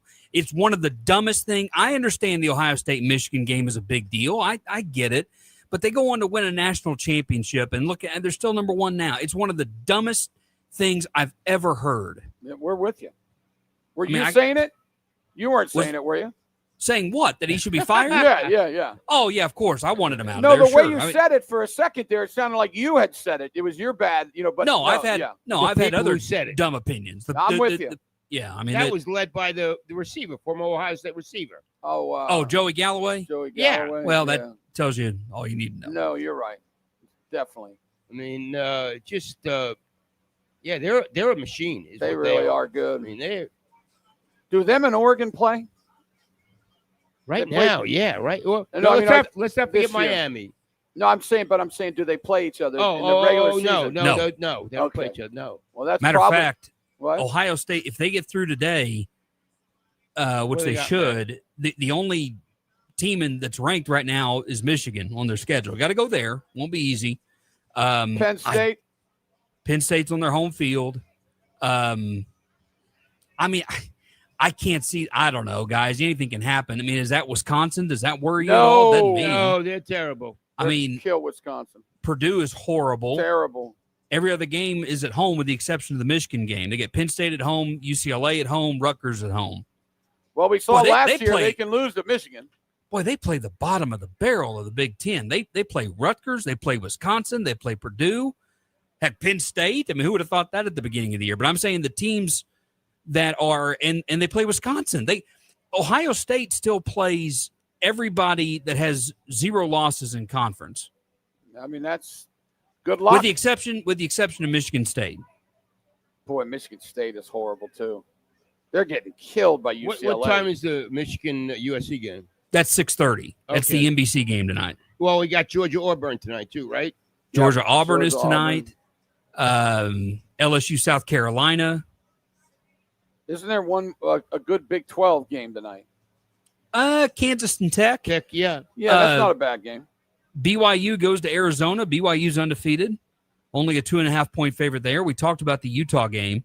Utah hosting Arizona State, but I guess Leavitt's not going to play. BYU is, BYU just play good football. They're right there. Nobody ever talks about them, and they have money if they want to spend it. A lot of money. Yeah, they do. That's exactly right. I wonder maybe we go to next segment. Maybe we should try. Why don't you try George one more time just in case? See if he's in a better spot, Matt. More than likely no, but since he's there in the stadium, we can we could get a talk with him. So yeah, this Alabama Missouri game is a really, really good game. Boy, Alabama got pushed back. What is it, like 2nd and 50? Golly, they were just down on like the 20-yard line. Well, the SEC, these games are going to be – and like today, Jim, we expect a close game. I think every game you got left is going to be a close game. I would be very surprised if there was any blowouts. I agree with you on that, especially because of their defense. Yeah. It's hard to beat a team by a lot of points when their defense is really good. Well, and that's what we saw when the defense was bad, that they got blown out by people. Absolutely. So, yeah, it's obvious, but if your defense can't stop anybody, then you're going to get, you're going to give a lot of points. So I can't wait to see. One of the things we haven't talked a lot about, I want to see was that real Texas last week on defense? Was that what they are? That's a good point. I mean, they were supposed to be good. They're obviously maybe not as good as people thought, but are they as bad as they looked last week? Yeah, Lagway had, he played terrible whole year, and he had a great game. They threw a lot of underneath stuff. He ran the ball some also. I know. He's a good runner, too. Yeah. You got to, if your quarterback can run, you got to run him. Oh, look that's my Giants, Jackson Dart. Oh, yeah. I mean, you're right. Just so many times that the Eagles look like they had him trapped, and boom. Yep. I just don't understand. Is huge. I just don't understand. If you have a quarterback that's mobile, why don't you use it? Doesn't make any sense. Caleb Williams is a freak. And also Kyler Murray. Well, you look at his Missouri quarterback. Obviously, at Penn State, Boy, they didn't going to run him. How many yards? I wonder how many yards he's run for so far. He is I can't believe how good that kid is. I mean, who's that now? Who you talking about? Oh, I'm looking too, but I was talking about the Missouri quarterback. I was wondering how many yards he's run for. 9 carries, 49 yards in a score. Yeah, that's beautiful. Yeah. 23 of those on one run, but he has ran for a touchdown. Yeah. No, he's a good player. Well, What's his passing yardage? What's he been throwing the ball? Not much at all. Okay. 7 of 13 for 69. He's thrown a touchdown, thrown an interception. Yeah. But they've ran the ball. I mean, so far in this game, Missouri has ran it 25 times for 148 yards. That's almost 6 a carry. That's what they do. They run the ball. They're Hardy kid and then the quarterback. You know who they two have in the offensive line? Caden Green, the 5-star kid that was at OU. He's an amazing story because remember he got benched last year. Yeah. And then they brought him back and they said he played really well towards the end of the year. So now I guess he's one of their best guys. Must be great. Yeah. They are definitely blocking people. There's no doubt about that. And he's really a good coach. I agree. I mean, right? I agree. What the job he's done there is unbelievable. No, you're right. I just can't believe what UCLA is doing to what's the score now at Michigan State? 38. Michigan State scored. It's 38-14. That's unbelievable. Let me look what Nico's doing here. By the way, this is at Michigan State, too. Nico is 16 for 24 for 180 yards and 3 touchdowns. Wow. It's pretty good. Yes, he's earning the NIL there. It's fine. He's finally playing football like they thought he would. And look what a quarterback playing well does for you. It changes your whole team. Changes everything. Like Sawchuk running for Florida State. He's a good player, He's a good player. He really is a good player. Great Some speed. I'm amazing good game. for him that he's getting a chance. Florida State and Pitt's a really good game. Sawchuk has 10 carries for 59 yards. So he's averaging 5.9 a carry. That's pretty good. Absolutely. Yeah, that would be a horrible loss for Florida State. Yeah, what were they favored? At home. 10.5. Pitt's playing their tail off. Yes, they are. Golly, man. Houston's getting ready. They're driving again. They're trying to make it 43-10. Look at that. Gee, many They're triples. so bad on defense. You're right. Horrible. Their defense is really, really bad. Boy, this is the worst Oklahoma State team in, gosh, the worst in last year. I mean, since at least 2000. Coach Simmons last year. What was their record in 2000? 3-8. They're just going to win one of your game this year, right? Who's that? Oh, sure. I don't see him beating anybody. I don't know how they're going to beat anybody. They're going to go 2-10. Yeah, they beat Tennessee Martin and who else? That's it. Yeah, that's their only win. They're going to go 1-11. They're going 1-11. Yeah. Oh my gosh, you're right. I for some reason I thought they won. You're right. They lost to Tulsa. What am I thinking? Yeah. About? How stupid. The most winnable games they have, such as it is, K-State at home. I mean, that's about it, guys. At Tech, at Kansas. I mean, Cincinnati at home next week. Well, it's happening at a terrible time because teams like Houston's got a really good coach now. Cincinnati looks like they're a lot better. I mean, Central Florida's not a dog. You know, I just don't know who they're going to beat. They're not going to beat anybody. That's the truth. I don't think they're beating anybody, guys. I mean, when you're a 14.5-point favorite on your home field to Houston, that shows you how far down they've gone. That is really bad. Really bad. Well, hopefully they get a coach in there and start turning. Absolutely. Maybe get some confidence in their athletic director and everything else. All right, very good. Why don't we go ahead and take a break? It's countdown to kickoff live from the State Fair of Texas in the Dobson Fiber Mobile Studios. We appreciate them for this. And we're right in front of the African American Museum. So you want to come see us, we'll be here right after the game. Don't forget, after the game, we're going to be on 98.9 instead of 98.1. So 98.9 in the Oklahoma City area.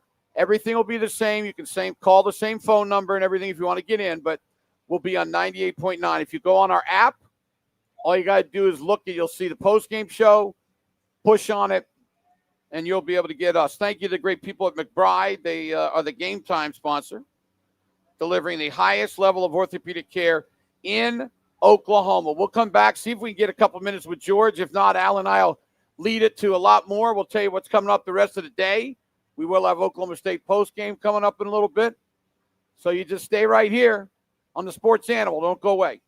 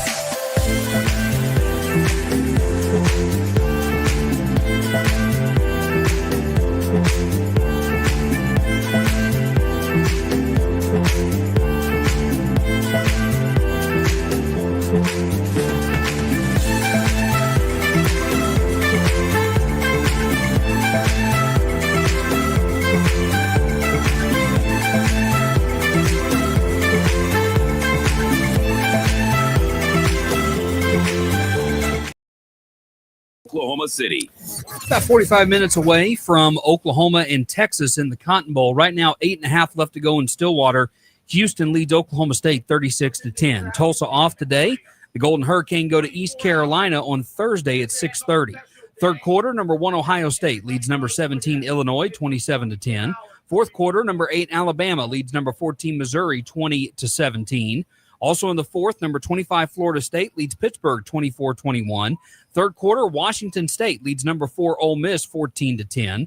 2:30 games. Number 7 Indiana is at number 3 Oregon. Number 13 Georgia Tech hosting Virginia Tech.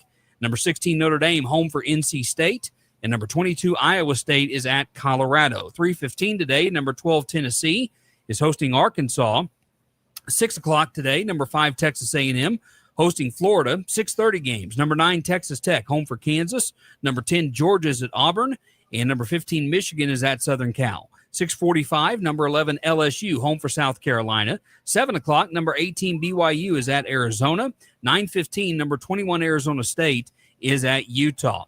Final from last night, number 24 South Florida defeated North Texas 63-36. It's game time. I couldn't even get hold of George, so Okay.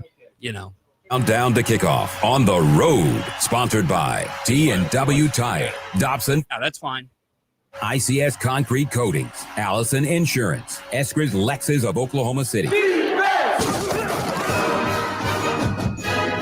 back. We're back to the Cotton Bowl, about 40 minutes away from kickoff. Oklahoma, Texas. John Mateer, we heard throwing 25-yard darts, 45-yard darts. Let's forget about that. And I just like Oklahoma in this game, Jim. I because of the quarterback situation, defense, and special teams, and it's a rivalry game. Anything can happen. Crazy things probably will happen. But I'm gonna pick Oklahoma 21-17. Jim's mic's not on. Oh, your mic is not on. No, Jim's is not. My mic is not on. You know what? I'm sorry. My bad. I picked up the wrong headset. I really apologize. I'm an idiot. First time doing radio. I'm in the same category as you, Al. One of my picks I made was the under in this game. I just don't know. I like the under too. I just think that they're going to fight each other, and I think that it's going to be some really important things that happen for each team, if you know what I mean. So, and turnovers, you can never predict turnovers. Turnovers can change everything. So you take care of the football, and with that defense that the OU has, should win. And like I said earlier, I'm really anxious to see if Texas's defense is as bad as they showed last week. If it is, they might be looking at about a 7-5. If Arch Manning doesn't get better, I mean, what a breakdown that would be. Matt Meyer, why don't you let us know exactly what's coming up? Yeah, so time permitting, we're going to hear as much of Brent Venable's thoughts as we can before we begin football feedback for Oklahoma State. There's about 7.5 left in this game, Houston leading 39-10. Gideon Hamilton and Tyler Adams will have football feedback for OSU right after that game is over. That will lead us into 4:30 today. 4:30, the Metal Store Thunder forecast with Gideon and Matt Ravis. Previewing Oklahoma City's preseason game tonight at Indiana. Thunder and Pacers tip off at 6 o'clock tonight. What that means is football feedback for Oklahoma, in case you haven't heard. Football feedback for OU, as well as the College Locker Room Show, will be on 98.9 KISS FM. So all you have to do is click up a couple times on your radio dial, or you can use the WWLS app and click on the button that will take you right to a feed of that. So if you're looking for football feedback for OU and Texas after the game, go to 98.9 KISS FM or the WWLS app. All right, great job, Matty. We will be back right after the game, like Matt said, at 98.9 KISS FM. That's where our post-game show will be. This is still Countdown to Kickoff. We got a lot more coming up. You're hearing from Brent Venables. This is a great state fair of Texas, not Oklahoma. The Dobson Fiber Mobile Studio, and we want to let everybody know that the game time sponsor is McBride Orthopedic Hospital, delivering the highest level of orthopedic care in Oklahoma. Stay with us right here, the leader. Remember, we're the only station in the entire state that does both OU and OSU pre- and post-game every single game. Alan, I'll be back after the game. Stay with us right here on the Leader in Sports.